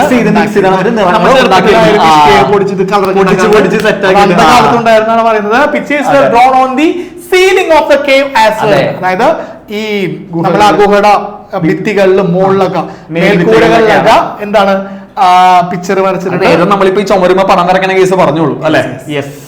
ഇനി 10ാമത്തെ ക്വസ്റ്റ്യൻ സാർ, ഇതൊരു ഇമ്പോർട്ടന്റ് ക്വസ്റ്റ്യൻ ആണ്. വെരി ഇമ്പോർട്ടന്റ് ക്വസ്റ്റ്യൻ എന്ന് പറഞ്ഞാൽ നമുക്ക് പറഞ്ഞു കൊടുക്കാൻ പറ്റിയ ഒരു ക്വസ്റ്റ്യൻ ആണ്. ഈ ക്വസ്റ്റ്യൻ പഠിച്ചിട്ടുണ്ടെങ്കിൽ ഒരുപാട് കാര്യങ്ങൾ പഠിക്കാൻ പറ്റും. അതെ, നമുക്ക് ഇതിൽ തന്നെ ഫീച്ചേഴ്സ് മറ്റേ ഇത് എഴുതാനായിട്ട് സാധിക്കും. ഓക്കെ സാർ, ഞാൻ ക്വസ്റ്റ്യൻ വായിച്ചോട്ടെ. പിന്നെന്താ, explain the changes occurred during the Neolithic age different from the Paleolithic age based on the given hints. അതായത് പ്രാചീന ശിലായുഗത്തെ അപേക്ഷിച്ച് നവീന ശിലായുഗത്തിൽ ഉണ്ടായ മാറ്റങ്ങൾ സൂചകങ്ങളുടെ അടിസ്ഥാനത്തിൽ വിശദമാക്കുക. അതായത് കുറച്ച് ഹിന്റ്സ് നമുക്ക് കൊടുത്തിട്ടുണ്ട്. നല്ല രസമായിട്ട് നമ്മുടെ ഈ വെള്ള കളറിലും മഞ്ഞ കളറിലും കൊടുത്തിട്ടുണ്ട്. ഓക്കെ, അപ്പൊ ഫ്രഷ് ആയിട്ടുണ്ട്. ഓക്കെ, കുഴപ്പമില്ല, അത് പിള്ളേർക്ക് അത് ക്യാച്ച് ആയിക്കോളും. ഓക്കെ, അപ്പൊ അത് വെച്ചിട്ട് എന്താ ഇതിന്റെ ഫീച്ചേഴ്സ് അല്ലെങ്കിൽ അത് വെച്ചിട്ട് ആ ചേഞ്ചസ് എഴുതാനാണ് പറഞ്ഞിരിക്കുന്നത് സാറേ. അപ്പൊ നമുക്ക് ഓരോന്നായിട്ടൊന്ന് വായിക്കാം. അതായത് ടൂൾസ് കൊടുത്തിട്ടുണ്ട്, അതായത് ഉപകരണങ്ങൾ, ഫുഡ്, അനിമൽ ഹസ്ബൻഡറി, അതെ, ഓക്യുപേഷൻ, സെറ്റിൽഡ് ലൈഫ്, ടെക്നോളജി. എങ്ങനെ വരും നമുക്ക് നോക്കാം. Tools Palaeolithic ഏജിലാണെങ്കിൽ rough stone tools ആണ്, മറ്റേതാണെങ്കിൽ പോളിഷ്. ഓൾറെഡി രണ്ട് ചോദ്യത്തിൽ നമ്മൾ ഉത്തരമായിട്ട് പറഞ്ഞ കാര്യമാണ്. അതെ അതെ. ഓക്കെ, ഇത് നിങ്ങൾക്ക് ഞങ്ങൾ അധികം വായിച്ചു തന്ന സമയം കളയുന്നില്ല, നിങ്ങൾക്ക് എല്ലാവരും നോക്കാവുന്നതാണ്. ഇപ്പോ അനിമൽ ഹസ്ബൻഡറി മൃഗങ്ങളെ ഇണക്കി വളർത്തുന്നത് പാലോലിത്തിക് ഏജിൽ ഇല്ല, ന്യൂലിത്തിക് ഏജിൽ. ഇത് ഇങ്ങനെ ക്വസ്റ്റ്യൻ വന്നില്ലെങ്കിൽ പോലും നിങ്ങൾക്ക് ഇത്രയും കാലം പഠിക്കുന്നതിലൂടെ മനസ്സിലാക്കാൻ പറ്റുന്ന എന്താണ്, ഇത് രണ്ടിന്റെ ഏത് ക്വസ്റ്റ്യൻ വന്നാലും നിങ്ങൾക്ക് ആൻസർ ചെയ്താൽ ഇത് വെച്ച് സിമ്പിൾ ആയിട്ട് നമുക്ക് ഇത് ഒരു എന്താണ് ഇവർക്ക് പഠിക്കാനൊരു എളുപ്പമായിട്ടുള്ള മെത്തേഡ്, സിമ്പിൾ ആയിട്ടുള്ള ഒറ്റ നോട്ടത്തിൽ തന്നെ എല്ലാം കൃത്യമായിട്ട് ഇതിലൂടെ അവർക്ക് മനസ്സിലാക്കാനായിട്ട് സാധിക്കും. ഇതിനെ മലയാളവും കാണാൻ പറ്റുന്നുണ്ട്. സെയിം കാര്യം തന്നെ നിങ്ങൾ പോസ് ചെയ്ത് വായിച്ചു നോക്കിയാൽ മതി. സിമ്പിൾ ആണെന്ന് പ്രതീക്ഷിക്കുന്നു. ഓക്കെ, ഇനി 11ാമത്തെ question. Identify the Neolithic site in Kerala. Write any two speciality of the paintings exist there. കേരളത്തിലെ നവീന ശിലായുഗ കേന്ദ്രം ഏത്? അവിടെയുള്ള ഗുഹ ചിത്രങ്ങളിൽ കാണുന്ന രണ്ട് പ്രത്യേകതകൾ രേഖപ്പെടുത്തുക. സാറേ ആൻസർ അമർത്തി. നേരത്തെ പറയാനായിരുന്നു. ഓക്കെ, കുഴപ്പമില്ല. എടക്കൽ കേവ്. സാർ ഞാനിവിടെ ടൂർ പോയിട്ടുണ്ട്. സാർ വേണ്ട? ഞാൻ പോയിട്ടില്ല, ഞാൻ പോകാനായിട്ട് ശ്രമിച്ചുകൊണ്ടിരിക്കുകയാണ്. ഞങ്ങൾ പോകും, വൈകാണ്ട് പോകും. ഓക്കെ, എടക്കൽ കേവ് എന്ന് പറയുന്നത് നമ്മളുടെ വയനാടുള്ള ഒരു ഗുഹയാണ്. അപ്പോ അവിടെ നിങ്ങൾ വയനാട് ടൂർ പോകുന്നുണ്ടെങ്കിൽ എന്തായാലും പോയി കാണുന്ന ഭയങ്കര വലിയ പ്രത്യേകത ഒന്നും പറയുന്നില്ല. നമ്മൾ പഠിച്ച കാര്യം തന്നെ, നമ്മൾ ടെക്സ്റ്റ് ബുക്കിൽ പഠിച്ച കാര്യം നേരിട്ട് കാണുന്ന ഒരു ഫീൽ ഉണ്ടാവും. അവിടെ ഉണ്ടോ എന്ന് ചെക്ക് ചെയ്യാലോ, അല്ലേ? പിന്നെ അതേപോലെ തന്നെ എ വീൽഡ് കാർ, ചക്രങ്ങളുള്ള വണ്ടി, ഫിഗേഴ്സ് ഓഫ് ഹ്യൂമൻ ബീങ്സ്, മനുഷ്യരുടെ രൂപങ്ങൾ. ഇത്രയും എന്താ നമ്മുടെ ആ എടക്കൽ ഗുഹയിൽ ഉണ്ടായിരുന്നു എന്ന്, അല്ലെങ്കിൽ ഇപ്പോഴും ഉണ്ട് എന്നാണ് പറയപ്പെടുന്നത്. ഓക്കെ, ഇനി 12ാമത്തെ question. Explain the progress of human life during Mesolithic age. പല തവണയായിട്ട് ചോദിച്ച ക്വസ്റ്റ്യൻ. അതെ, മധ്യശിലായുഗത്തിൽ മനുഷ്യ ജീവിതത്തിൽ ഉണ്ടായ പുരോഗതി വിശദമാക്കുക. വെരി ഇമ്പോർട്ടന്റ് ക്വസ്റ്റ്യൻ ആണ് ഇത്. ജസ്റ്റ് ഒന്ന് വായിച്ചു പോയത്. ബിഗൻ സെറ്റിൽ ലൈഫ് അല്ലെ, സ്ഥിരതാമസമൊക്കെ സ്റ്റാർട്ട് ചെയ്യാനായിട്ട് തോന്നി. Was able to hunt animals for അതായത് അകലേന്നൊക്കെ എന്താ മൃഗങ്ങളെയൊക്കെ ക്യാച്ച് ചെയ്യാൻ തുടങ്ങി. Bow and arrows were used for hunting. ഈ അമ്പും ബില്ലൊക്കെ ഉപയോഗിച്ചു. ഡൊമസ്റ്റിക്കേറ്റഡ് ഡോഗ്സ്, മൃഗങ്ങളെ അല്ലെങ്കിൽ പട്ടിയെ ഇണക്കി വളർത്താനായിട്ട് തുടങ്ങി. Exchange of food tools and ornaments, പല കാര്യങ്ങൾ എക്സ്ചേഞ്ച് ചെയ്യാൻ തുടങ്ങി. Okay, logs were tied together and used for navigation. ഈ ലോഗ്സ് ഇങ്ങനെ വലിയ മരം കൊണ്ടുണ്ടാക്കിയ വെച്ച് അവര് നാവിഗേഷൻ അല്ലെ അതിനു വേണ്ടി ഉപയോഗിച്ചിരുന്നു. അതായത് ജലയാത്രയ്ക്കൊക്കെ ആയിട്ട് ഉപയോഗിച്ചിരുന്നതാണ് പറയുന്നത്. ഓക്കെ, ഇത് ജസ്റ്റ് ഒന്ന് വായിച്ചു നോക്കിയാൽ മതി. വെരി സിമ്പിൾ ആയിട്ടുള്ള ഒരു ക്വസ്റ്റ്യൻ ആണ്, പക്ഷെ ഇമ്പോർട്ടന്റ് ആണ്. ഓക്കെ സാറേ, നമുക്ക് അടുത്ത ക്വസ്റ്റ്യനിലേക്ക് പോകാം. ജസ്റ്റ് ഒരു വായിച്ചു പോയാൽ മതിയല്ലോ. ഓക്കെ, ഇനി 13ാമത്തെ question. Write the evidences for the technology advancement in Palaeolithic age. അതായത് പ്രാചീന ശിലായുഗത്തിൽ മനുഷ്യൻ സാങ്കേതിക രംഗത്ത് കൈവരിച്ച നേട്ടങ്ങൾ, മനുഷ്യൻ മുന്നോട്ട് പോയത് ഏതെല്ലാം മേഖലകളിലാണ്. ഇത് ഇവരുടെ ടെക്സ്റ്റ് ബുക്കിലെ ഒരു കല്ലിന്റെ രൂപത്തിലുള്ള രീതിയിൽ കൊടുത്തിട്ടുണ്ടല്ലോ സാറേ.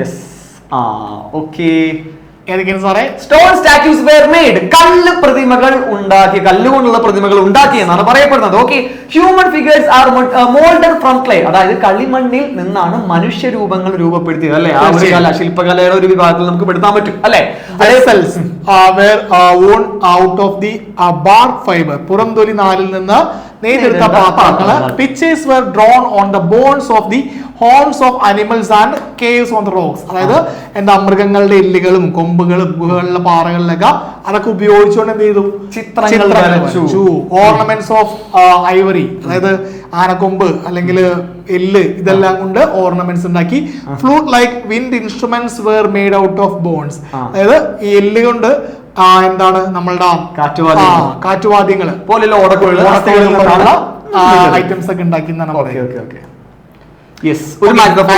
ഒരു ക്വസ്റ്റ്യൻ കൊടുത്തിരിക്കുകയാണ്. ബീൻബേക്ക് എവിടെയെന്ന് നമ്മൾ പറഞ്ഞിരുന്നു. അത് ആൻസർ കാണിക്കുന്നതിന് മുമ്പ് എല്ലാവരും നമ്മളെ കമന്റ് ബോക്സിൽ കമന്റ് ചെയ്ത് ബീൻബേക്ക് എവിടെയെന്നുള്ളത്. ഓക്കെ, നർമ്മദ വാലി എവിടെയാണ്, അതുപോലെ ഹാൻസിംഗി എവിടെയാണ്, നാഗാർജുന കൊണ്ട്, കുർണൂൽ ഗുഹകൾ. ഇതൊക്കെ ഇവർക്ക് സിമ്പിൾ ആയിട്ട് അറിയാൻ പറ്റും സാറേ. എല്ലാവരും ഒന്ന് കമന്റ് ചെയ്തേ, വീഡിയോ പോസ് ചെയ്യുക, കമന്റ് ചെയ്യാം. ഓക്കെ, നമുക്ക് ആൻസറിലേക്ക് പോവാം. ബിംബേദ്ക ഓൾറെഡി നമ്മൾ പറഞ്ഞു കഴിഞ്ഞു, മധ്യപ്രദേശ്. പിന്നെ അതേപോലെ നർമ്മദ വാലി, അത് ഗുജറാത്തിലാണ്.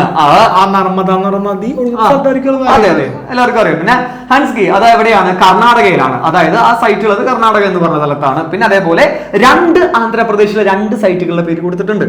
നാഗാർജുന കൊണ്ടുണ്ട്, അതേപോലെ തന്നെ കുരുൾ ഗുഹകളുണ്ട്. രണ്ടും ആന്ധ്രാപ്രദേശിലാണ്. സാർ എനിക്ക് ഇത് കാണുമ്പോൾ വിജയ് ദേവരക്കൊണ്ടിന് ഓർമ്മ വരികയാണ്. മറ്റേ തെക്കുണ്ടതി യവണ്ടി നാഗാർജുന കൊണ്ടെന്ന് പറയുമ്പോൾ നാഗാർജുന ഏറ്റവും അവസാനം കൊണ്ടാന്ന് പറഞ്ഞില്ലേ? അതാണ്. Okay. What evidence has been discovered from the Etekel caves concerned with the Neolithic age? നവീന ശിലായുഗവുമായി ബന്ധപ്പെട്ട എന്തെല്ലാം തെളിവുകളാണ് എട്ടക്കൽ ഗുഹയിൽ നിന്ന് ലഭിച്ചത്? നമ്മൾ ഓൾറെഡി പറഞ്ഞ കാര്യമാണ്, ഞാൻ വീണ്ടും പറഞ്ഞ് അധികം ജസ്റ്റ് ഒന്ന് വായിച്ചു നോക്കിയാൽ മതി. എടക്കൽ ഗുഹയായിട്ട് നമ്മൾ കണക്ട് ചെയ്ത് നേരത്തെ പറഞ്ഞതാ. Okay, what is lake village? എന്താണ് തടാക ഗ്രാമങ്ങൾ? സാർ ചിലപ്പോ ഇത് ഇപ്രാവശ്യം ആദ്യ ടീച്ചർ പ്രഡിക്ഷൻ ചെയ്തിട്ടുണ്ട്, വരാൻ ചാൻസ് ഉണ്ട്. ആദ്യ ടീച്ചർ പ്രഡിക്ഷൻ ആണോ? ചാൻസ് കുറവാണ്, ടീച്ചർ പറഞ്ഞിട്ടുണ്ട്. Okay okay. അപ്പോ lake village in Switzerland is another example of the technical advancement made by the Neolithic man. The dwelling places of lake were made using clay and animal skin tied to timber. അതായത് നവീന ശിലായുഗ മനുഷ്യർ കൈവരിച്ച സാങ്കേതിക പുരോഗതിക്ക് മറ്റൊരു ഉദാഹരണമാണ് എന്ത്? സ്വിറ്റ്സർലാൻഡിൽ ഉണ്ടായിരുന്ന തടാക ഗ്രാമങ്ങൾ. സൂപ്പർ. ഓക്കെ, കാൽക്കുലേറ്റിക് ഏജിനെ കുറിച്ച് ചോദിച്ചിരിക്കുകയാണ്. ലഘുക്കുറിപ്പ് തയ്യാറാക്കുക. ഞാൻ അധികം കഥ ഒന്നും പറയുന്നില്ല, നിങ്ങൾക്ക് അറിയാവുന്ന സെയിം കാര്യമാണ് സാർ. ഒന്ന് ജസ്റ്റ് ഒന്ന് അതിന്റെ തുടക്കം ഒന്ന് പറഞ്ഞു. അതായത് എന്താ, നമ്മുടെ സ്റ്റോൺ ഏജ്, അതായത് സ്റ്റോൺ ഏജിൽ നിന്ന് മെറ്റൽ ഏജിലേക്കുള്ള ട്രാൻസിഷൻ, ആ ഒരു മാറ്റത്തിന്റെ കാലമായിരുന്നു എന്ത്? നമ്മുടെ ചാൽക്കോളിത്തിക് ഏജ്. അതായത് ഇവിടെ നമ്മുടെ സ്റ്റോൺ ടൂൾസിനോടൊപ്പം എന്താ, കോപ്പർ ടൂൾസ്, അതായത് ചെമ്പ് കൊണ്ടുള്ള ഉപകരണങ്ങൾ കൂടി ആളുകൾ ഉപയോഗിച്ചിരുന്നു എന്നാണ് പറയപ്പെടുന്നത്. ആ ഒരു കാലമാണ് എന്ത്? നമ്മുടെ താമ്ര ശിലായുഗം. താമര ഓർത്താൽ മതി. എന്താ? Chalcolithic age. ഓക്കെ, സിമ്പിൾ ആണ് സാറേ. What information do we get about the Chalcolithic age from the evidence discovered from Chalcolithic? ഈ ക്വസ്റ്റ്യൻ നമ്മൾ പഠിച്ചതല്ലേ? യെസ്, നമുക്കത് ഓൾറെഡി നമ്മൾ പറഞ്ഞു പോയതാണ്. അതുകൊണ്ട് ജസ്റ്റ് ഒന്ന് നിങ്ങളൊന്ന് വായിച്ചു നോക്കിയാൽ വായിച്ചു വിട്ടാൽ വേറെ കുഴപ്പങ്ങളൊന്നുമില്ല. അതെ, യെസ്. ഇനി which is a major chalcolithic site in Indian subcontinent, അതായത് ഇന്ത്യൻ ഉപഭൂഖണ്ഡത്തിലെ താമ്ര ശിലായുഗ കേന്ദ്രം ഏതാണ് സാറേ? നമുക്ക് നോക്കാം. ഓക്കെ, യെസ്, ബലൂചിസ്ഥാനിലുള്ള മെഹർഗഡ് ആണ് ഏറ്റവും പ്രധാനപ്പെട്ട എന്താ ചാൽക്കോലിത്തിക് സൈറ്റ് എന്ന് പറയുന്നത്. ഓക്കെ അല്ലേ? അപ്പോ ഇത്രയും ക്വസ്റ്റ്യൻസ്, ഏകദേശം ഒരു 19ഓളം ക്വസ്റ്റ്യൻസ് ആണ് നമ്മുടെ ഫസ്റ്റ് ചാപ്റ്ററിൽ ചോദിക്കാൻ സാധ്യതയുള്ളത്. ഇത് കഴിഞ്ഞിട്ട് നമ്മൾ ഏത് ചാപ്റ്റർ ആയി? സെക്കൻഡ് ചാപ്റ്റർ ആയി. Okay, yes. അപ്പോ ഇന്ദ്രിസ് സാർ പോയി. നമ്മുടെ ആരാ വന്നിരിക്കുന്നത്? നമ്മുടെ സ്വന്തം ആദിശ ടീച്ചർ വന്നിരിക്കുകയാണ്. നമ്മുടെ സെക്കൻഡ് ചാപ്റ്റർ നിങ്ങൾക്ക് സെറ്റ് ആക്കി പഠിപ്പിച്ചു, അതായത് ഒന്ന് ഷോർട്ട് റിവിഷൻ ചെയ്ത് പഠിപ്പിച്ചു തരാനും ഇമ്പോർട്ടന്റ് ആയിട്ടുള്ള ക്വസ്റ്റ്യൻസ് പറഞ്ഞ് നാളത്തെ പരീക്ഷയ്ക്ക് എന്താ കൂടുതൽ സ്ട്രെങ്തൻ ആവാനായിട്ട് അത് ആക്കി തരാനായിട്ട് ആര് വന്നിരിക്കുകയാണ്? നമ്മുടെ സ്വന്തം ആദിശ ടീച്ചർ വന്നിരിക്കുന്നത്. ടീച്ചറെ, അപ്പൊ ടീച്ചർ ഒട്ടും വൈകിക്കേണ്ട, നമ്മുടെ ചാപ്റ്ററിന്റെ പേരൊന്ന് പറഞ്ഞോളൂ. റിവർ വാലി സിവിലൈസേഷൻ അല്ലെങ്കിൽ നദീതട സംസ്കാരങ്ങളിലൂടെ. തുടങ്ങിയാലോ സാറ്? നമുക്ക് യെസ്. ഓക്കെ, അപ്പൊ നമ്മുടെ രണ്ടാമത്തെ ചാപ്റ്റർ എന്താ ടീച്ചർ? അതിന്റെ പ്രത്യേകത എന്താണ്? ഏറ്റവും കൂടുതൽ ക്വസ്റ്റ്യൻസ് കഴിഞ്ഞ പ്രാവശ്യം ഓണം എക്സാമിന് ചോദിച്ചിരിക്കുന്നത് ഈ ചാപ്റ്ററിൽ നിന്നല്ലേ? അതെ, കാരണം നമ്മളുടെ ഈ ഒരു 4 ചാപ്റ്റേഴ്സ് ഉണ്ടെങ്കിലും അതിൽ ഒട്ടും തന്നെ നമ്മൾ എന്താണ് സമയം കളയാണ്ട് പഠിക്കേണ്ട ഒരു ചാപ്റ്റർ ഏതാണ്? സെക്കൻഡ് ചാപ്റ്റർ ആണ്. കൂടുതൽ ക്വസ്റ്റ്യൻസ് വരുന്ന ചാപ്റ്റർ ഏതാണ്? അതും സെക്കൻഡ് ചാപ്റ്റർ ആണ്. പിന്നെ അതുപോലെ തന്നെ ലെങ്തി ആണ്, പക്ഷെ സിമ്പിൾ ആണ്. Java is powerful but simple ആണ് ബട്ട് പവർഫുൾ. സാർ ടീച്ചറെ നമുക്ക് കുറച്ചുകൂടി പവറിൽ ഇവർക്ക് ഈ സെക്കൻഡ് ചാപ്റ്റർ പറഞ്ഞു. അല്ലെങ്കിൽ ഈ ബിരുദന്മാരെ ഇത് വെച്ചിട്ട് ചിലപ്പോൾ ഉറങ്ങിക്കളയും അല്ലെ? നമുക്ക് ചിലതിനൊരു കോടക്കിട്ട് പാട്ടൊക്കെ പാടി സെറ്റ് ചെയ്ത് നമുക്ക് എന്താ പറഞ്ഞ് പഠിച്ചു പോകാം. ഓക്കെ, അപ്പൊ നമുക്ക് ആദ്യം ഒരു ടേബിൾ ഇവിടെ കൊടുത്തിട്ടുണ്ട്. എന്താണ് ടീച്ചറെ ടേബിൾ പറഞ്ഞിരിക്കുന്നത്? സൈറ്റ്സ് ഓഫ് ഇൻഡസ് വാലി സിവിലൈസേഷനും അതുപോലെ തന്നെ കൺട്രിയും. ഇത് എന്തായാലും പഠിച്ചു വെച്ചിട്ട് വേണം പോകാനായിട്ട്. കുറഞ്ഞത് ഒരു 4 or 5 പഠിച്ചു വെച്ചിട്ട്. ചിലപ്പോൾ ഇത് സൈറ്റിന്റെ പേരായിട്ട് ചോദിക്കും, അല്ലെങ്കിൽ ഫിൽ ഇൻ ദ ബ്ലാങ്ക്സ് ആയിട്ട് ചോദിക്കും, ചിലപ്പോൾ ഒരു മാച്ച് ദ ഫോളോയിങ് ആയിട്ട് വരാനൊരു ചാൻസ് ഉണ്ട്. നമുക്ക് നോക്കാം. എന്തായാലും അത് 4 അതുപോലെ തന്നെ അതിന്റെ കൺട്രിയുടെ പേരും ഒന്ന് നോക്കിയിട്ട് പോവാം. ടീച്ചർ അപ്പോ എന്നാ വായിച്ചോളൂ. യെസ്, ഹരപ്പ പാകിസ്ഥാനാണ്. മോഹൻജദാരോ ആണെങ്കിൽ പാകിസ്ഥാൻ. സുക്തജൻഡോർ ആണെങ്കിലോ അതും പാകിസ്ഥാനാണ്. അതുപോലെ തന്നെ നമ്മൾ ഏതാ പറയുന്നത്? ആലംഗീർപൂർ ഉണ്ട്, അത് ഇന്ത്യ ആണ്. ബനാവലി ഉണ്ട്, ഇന്ത്യ. അതുപോലെ തന്നെ കാലിബംഗൻ ഇന്ത്യ, ലോദൽ ഇന്ത്യ. ധോളവിര എവിടെയാണ്? ഇന്ത്യ ആണ്. അതുപോലെ തന്നെ റാംപൂർ എന്ന് പറയുന്നതും ഇന്ത്യ. ലാസ്റ്റ് വൺ ഏതാണ് സർ? അതെവിടെയായിട്ട് വരും? അത് നമ്മുടെ അഫ്ഗാനിസ്ഥാൻ വരും. ടീച്ചറെ, ഇതിൽ നിന്ന് ഞാനൊരു കാര്യം കണ്ടുപിടിച്ചിട്ടുണ്ട്. എന്താണെന്ന് അറിയോ? ഇതിൽ നമുക്ക് കൺട്രികളുടെ ബേസിൽ നോക്കുകയാണെങ്കിൽ 3 പാകിസ്ഥാൻ ഉണ്ട് ഇല്ലേ? അത് 3 ഉണ്ട്. പിന്നെ അതേപോലെ തന്നെ ഇന്ത്യ പറയുകയാണെങ്കിൽ എത്ര എണ്ണം ഉണ്ട്? നമുക്ക് 6 വരുന്നുണ്ട്. ഏറ്റവും അവസാനം ഒരാളും കൂടി ഉള്ളു, എന്താ? അഫ്ഗാനിസ്ഥാൻ. അപ്പൊ ജസ്റ്റ് ഈ ഒരു കൺട്രികളുടെ എണ്ണം ഓർത്ത് വെച്ച് കഴിഞ്ഞാൽ കുറച്ചുകൂടി സിമ്പിൾ ആയിട്ട് പഠിച്ചോളൂ. ഓക്കെ, എനിക്ക് തോന്നുന്നു പാകിസ്ഥാനിൽ വരുന്ന 3 അഫ്ഗാനിസ്ഥാനിൽ വരുന്ന 1 മാത്രം ഒന്ന് നോക്കിയാൽ മതി. ബാക്കി എല്ലാരും വരുന്നത് ഇന്ത്യയിലാണ്. സ്ട്രെങ്ത് ഏതാണ് കൂടുതൽ? നമ്മുടെ സ്വന്തം ഇന്ത്യയിൽ തന്നെയാണ് 6. വായിക്കൊള്ളാത്ത പേരൊക്കെ ഉണ്ടല്ലേ? ഇഷ്ടപ്പെട്ട ഈ പേരൊക്കെ സൂപ്പർ പേരല്ലേ? ഇത് പെൺകൊച്ചുകളുടെ പേരൊന്നല്ല കേട്ടോ, ഇത് കുറച്ചുകൂടി എന്താ ചരിത്രപരമായിട്ടുള്ള കുറച്ച് കാര്യങ്ങളുള്ള പേരാണ്. പെൺകുട്ടികളുടെ പേര് ഇതിലെ സാറ് നോക്കി, ഹാരപ്പ, മോഹൻജദാരോ അവർക്ക് ഓൾറെഡി അറിയാവുന്നതാണ്. പിന്നെ ലോതല്, പിന്നെ എന്താണ് ഏതെങ്കിലും ഒരെണ്ണം നിങ്ങളുടെ ഇഷ്ടത്തിന് വേണമെങ്കിൽ ഒരെണ്ണം. ഡോൾബിര എന്ന് പറയുമ്പോൾ എനിക്ക് മറ്റേ പാട്ട് ഓർമ്മ ഡോളാരേ. ഓക്കെ, സാറിന് അത് ഓർമ്മ വരുന്നു. പോട്ടെ, നമുക്കിപ്പോ എന്തായാലും സൈറ്റുകളുടെ പേര് മനസ്സിലായി. ഇനി നമുക്ക് അടുത്ത ക്വസ്റ്റ്യനിലേക്ക് പോവാം. ഓക്കെ, ഇനി ഇതിന്റെ മലയാളമാണ്, ജസ്റ്റ് ഒന്ന് വായിച്ചു നോക്കിയാൽ മതി. ഇനി അടുത്തത് ഓക്കെ ടീച്ചർ, ഇത് രണ്ട് ക്വസ്റ്റ്യൻ, അത് രണ്ട് ടൈപ്പിലുള്ള ക്വസ്റ്റ്യൻ ആക്കിയിട്ട് സെറ്റ് ചെയ്തിട്ട് നമ്മുടെ ഇന്ദ്രി സാറിന്റെ ബുദ്ധി കണ്ടാ. അത് വേറെ ഒന്നല്ല, രണ്ട് രീതിയിൽ ഈ ഒരു ക്വസ്റ്റ്യൻസ് വന്നിട്ടുണ്ട്. അപ്പൊ നമ്മൾ എന്ത് ചെയ്യാ, ആൻസർ എന്ന് പറയുമ്പോൾ എന്താണ്, രണ്ടും സെയിം ആണ്. സോ നമുക്കിത് നോക്കിയാലോ സാർ എന്തൊക്കെയാന്നുള്ളത്. ഞാൻ വായിക്കാം, ടീച്ചർ ആൻസർ പഠിച്ചോളൂ. ഓക്കെ, അപ്പൊ prepare a note on the achievements made by Egyptians in the field of science and technology.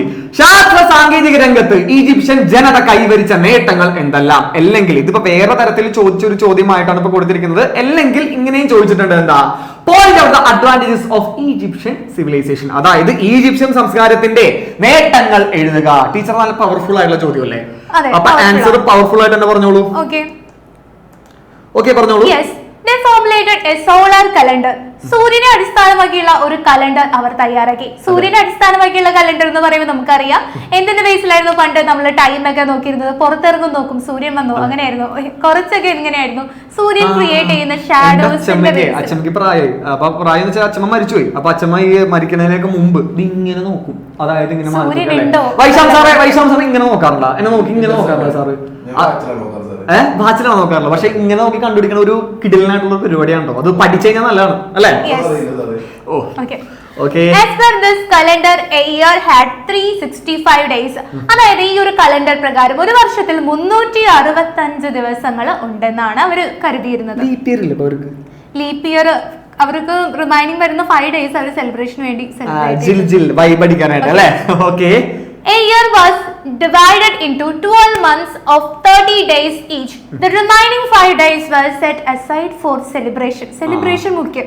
Celebration നമുക്ക് എന്താണെങ്കിലും എന്താണ് ആഘോഷ ദിവസങ്ങളായിട്ട് 5 ദിവസം അവര് മാറ്റി വെച്ചു. സാർ പറയുന്നത് ഇപ്പൊ എന്താ ഇതൊന്നും ഇല്ല, അതായത് കണക്കും കാര്യങ്ങളും ഇല്ലെങ്കിലും സെലിബ്രേഷൻസ് മുഖ്യമെന്നാണ് പറയുന്നത്. ഒരു കാര്യം ചിന്തിച്ചോ, ഈ ഒരു സിവിലൈസേഷൻ, ഇൻഡസ്ട്രിയലി സിവിലൈസേഷൻ എന്ന് പറയുമ്പോൾ എത്ര വർഷങ്ങൾക്ക് പുറകിലുള്ള ഒരു സിവിലൈസേഷൻ ആയിട്ടാണെങ്കിലും അവരെന്തോരം അഡ്വാൻസ്ഡ് ആയിരുന്നു, അവരുടെ ഒരു ബുദ്ധികളായിരുന്നു വേണമെങ്കിൽ പറയാം. ഭയങ്കര, അതായത് എന്നെ പോലെയൊക്കെ ഭയങ്കര ബുദ്ധിപരമായി ചിന്തിക്കുന്ന ആളുകൾ എന്നാണ് ടീച്ചർ ഉദ്ദേശിക്കുന്നത്. ഓക്കെ, കറക്റ്റ് ആണ് പറഞ്ഞത്. ഇനി നമുക്ക് അടുത്ത പോയിന്റിലേക്ക് കിടക്കാം, സമയം കളയണ്ട. ഓക്കെ, നെക്സ്റ്റ് നമ്മൾ പറയുന്നത് എന്താണ്, they could calculate the area of triangles and rectangles. ചതുരം, ത്രികോണം എന്നിവയുടെ വിസ്തൃതി കണക്കാക്കിയിരുന്നു അവര്. ഇത് പറഞ്ഞു കഴിഞ്ഞാൽ ചില ആൾക്കാർ ഇവിടെ എഴുന്നേറ്റ് ഓടോട്ടാ.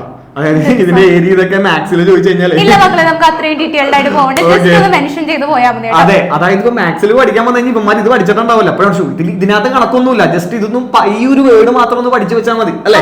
ഈ ലാസ്റ്റ് പോയിന്റിലേക്ക് പോവാം. ഇതിൽ നമ്മൾ പറയുന്നത് എന്താണ്, to determine time they made sundial, a clock that tells time by the shadow cast by the sun, and water clock that works on the water current. രണ്ട് രീതിയിലുള്ള ക്ലോക്കുകൾ ഉണ്ടായിരുന്നു. ഒന്ന് സൺഡയൽ ക്ലോക്ക്, മറ്റൊന്ന് ഏതാണ് സാർ?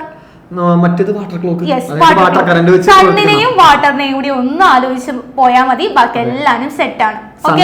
ക്ലോക്ക്, വാട്ടർ വെച്ചിട്ട്. Okay, നമുക്ക് ഇനി അടുത്ത ഇതെന്താണത്? ഇതെന്താണ് സാർ? ഈ ഒരു ഫിഗർ, ഇതൊരു ഫിഗർ ആണ്. ഈ ഫിഗറിനെ പറ്റി ഞാൻ ഇപ്പൊ പറയുന്നില്ല, പിന്നെ പറയാം. അത് ഞാൻ പിന്നെ പറയാം, അത് സർപ്രൈസ് ആണ്. Yes, okay. അപ്പോ മൂന്നാമത്തെ ചോദ്യം, ഇത് വെരി വെരി ഇമ്പോർട്ടന്റ്. നമ്മള് എന്തായാലും എക്സാമിന് പോകുമ്പോ ഒട്ടും ഒഴിച്ചുകൂടാൻ പറ്റാത്തൊരു ക്വസ്റ്റ്യൻ ഉണ്ടെങ്കിൽ എല്ലാരും ആണ്, എന്നാലും ഇത് കുറച്ചും കൂടി ഡോമിനന്റ് ആയിട്ട് നമ്മൾ പറയുന്ന ഒരു ക്വസ്റ്റ്യൻ ആണ്. What are the causes for the decline of Harappan civilization? അല്ലെങ്കിൽ ഇത്രയും നല്ലൊരു സിവിലൈസേഷന്റെ തകർച്ചയ്ക്ക് ഇടയാക്കിയിട്ടുള്ള കാരണങ്ങൾ എന്തെല്ലാമാണെന്നുള്ളത്. യെസ് മക്കളെ, അപ്പോൾ 5 പ്രധാനപ്പെട്ട കാര്യങ്ങളാണ് നമുക്ക് പഠിക്കാനായിട്ടുള്ളത്. ആദ്യം ഫ്ലഡ്, പ്രളയം. ഇല്ലേ, നമ്മൾ പ്രളയത്തിലൂടെ 2018 ഫ്ലഡ് ആരും മറന്നിട്ടുണ്ടാവില്ല. അപ്പൊ പ്രളയം എന്ന പ്രധാനമായിട്ട് ഹാരപ്പൻ സിവിലൈസേഷനെ തകർച്ചയ്ക്ക് ഇടയാക്കിയ ഒരു കാരണമാണ്. അതേപോലെ തന്നെ എക്സ്റ്റേണൽ ഇൻവേഷൻസ്, അതായത് പുറമേ നിന്നുള്ള ആക്രമണങ്ങൾ. ബാക്കി ടീച്ചർ വായിച്ചോളൂ. ഡിഫോറസ്റ്റേഷൻ അല്ലെങ്കിൽ വനനശീകരണം, ഡിക്ലൈൻ ഓഫ് അഗ്രികൾച്ചറൽ സെക്ടർ അല്ലെങ്കിൽ കാർഷിക രംഗത്തുണ്ടായിട്ടുള്ള തകർച്ച, എപ്പിഡമിക്സ് അല്ലെങ്കിൽ പകർച്ചവ്യാധികൾ. ഈ പ്രളയമൊക്കെ വന്നു കഴിയുമ്പോൾ സ്വാഭാവികമായിട്ടും അവിടെ എന്തിനുള്ള ചാൻസ് കൂടും, എപ്പിഡമിക്സ് അല്ലെങ്കിൽ പകർച്ചവ്യാധികൾക്കുള്ള സാധ്യത ഇൻക്രീസ് ചെയ്തു.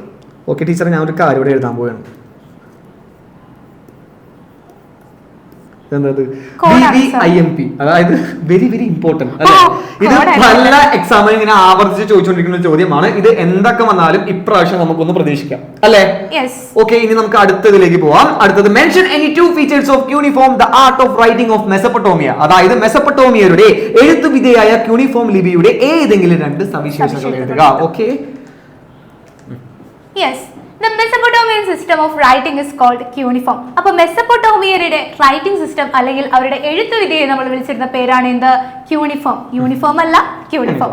The script was wedge shaped. They were written on the smooth surface of wet clay tablets. A sharp stylus was used for writing.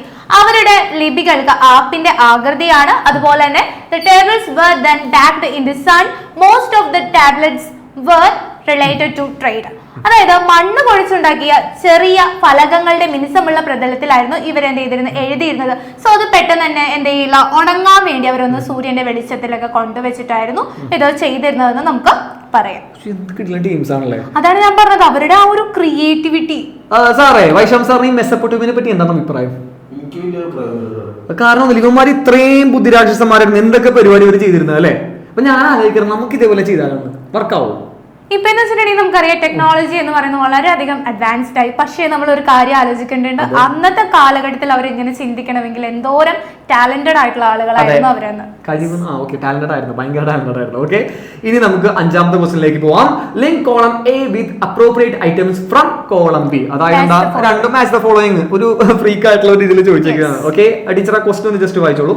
Harappan civilization, ബിയിലാണെങ്കിലോ hieroglyphics, Egyptian civilization, cuneiform, Chinese civilization, great bath, Mesopotamian civilization that it's. അതെനിക്ക് തോന്നുന്നു Sajay sir pronounce ചെയ്യാൻ കുറച്ചും കൂടി. അതെ, ഇപ്പൊ നമ്മുടെ ഈ മലയാളത്തിൽ ഹ്വാങ്ഹോ എന്ന് പറഞ്ഞാൽ എഴുതിയിരിക്കുന്നത്, ഇത് ശരിക്കും പറഞ്ഞ പ്രൊനൗൺസിയേഷൻ ആയിട്ട് വരുന്നത് ഹ്വാങ്ഹോ. അതായത് എന്താ ഈ ഹ്വാങ്ഹോ എന്ന് പറഞ്ഞ ആ ഒരു ഇത് കേൾക്കുമ്പോൾ തന്നെ നിങ്ങൾക്ക് മനസ്സിലാവും ഇത് ഏത് സിവിലൈസേഷൻ, ഏത് സംസ്കാരമാണ് അല്ലെ ടീച്ചറെ. അപ്പോ ഇത് പ്രധാനപ്പെട്ട ഈ ചാപ്റ്ററിലെ മെയിൻ കണ്ടന്റ്സ് ആണ് ഈ മാച്ച് ദ ഫോളോയിങ് ആയിട്ട് കൊടുത്തിരിക്കുന്നത് അല്ലെ. അപ്പൊ നമുക്ക് ഒട്ടും വൈകിക്കേണ്ട ആൻസറിലേക്ക് പോവാം.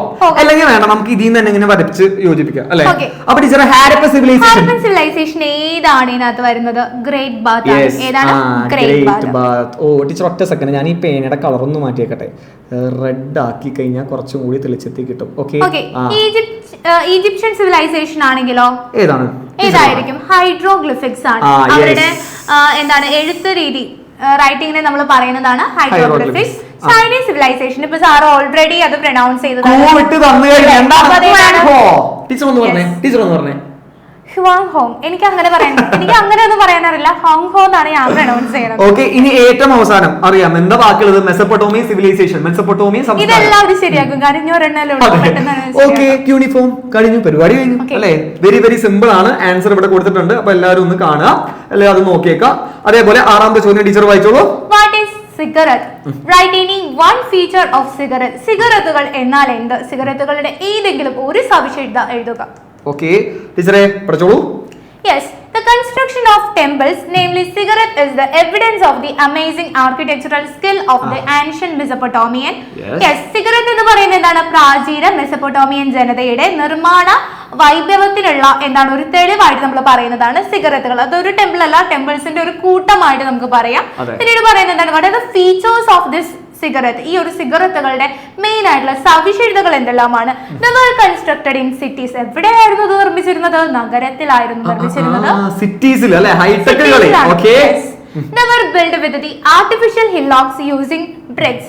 മൺകൂരകൾ നിർമ്മിച്ച് അതിനു മുകളിൽ ഇഷ്ടികകൾ ഉപയോഗിച്ചാണ് ഇത് അവർ പണി തീർന്നത്. ഓക്കെ, ഇത് വെരി വെരി സിമ്പിൾ ആണ്, ഇതെല്ലാരും പഠിച്ചു വെച്ചിരിക്കണം, ഇമ്പോർട്ടന്റ് ആയിട്ടുള്ള ഒരു സംഭവമാണ്. ഓക്കെ, ഇനി 7ാമത്തത് ഇത് കഴിഞ്ഞ പ്രാവശ്യം ഓണം എക്സാമിന് ചോദിച്ചൊരു ക്വസ്റ്റ്യൻ ആണ്. Complete the following chart. താഴെ തന്നിരിക്കുന്ന ചാർട്ട് പൂർത്തിയാക്കുക. ഇത് ഇൻഡസ് വാലി സിവിലൈസേഷൻ കൊടുത്തിട്ടുണ്ട്, ദയാറാം സാഹിനി, അതേപോലെ മോഹൻജദാരോ, ഇങ്ങനെ പറഞ്ഞിട്ട് എന്താ ഒരു A B ഇട്ടിട്ട് ഇത് കംപ്ലീറ്റ് ചെയ്യാനാണ് പറഞ്ഞിരിക്കുന്നത്. അപ്പൊ ഇതിന്റെ ആൻസറിലേക്ക് ഡയറക്റ്റ് ആയിട്ട് പോയാലോ? Okay, simple.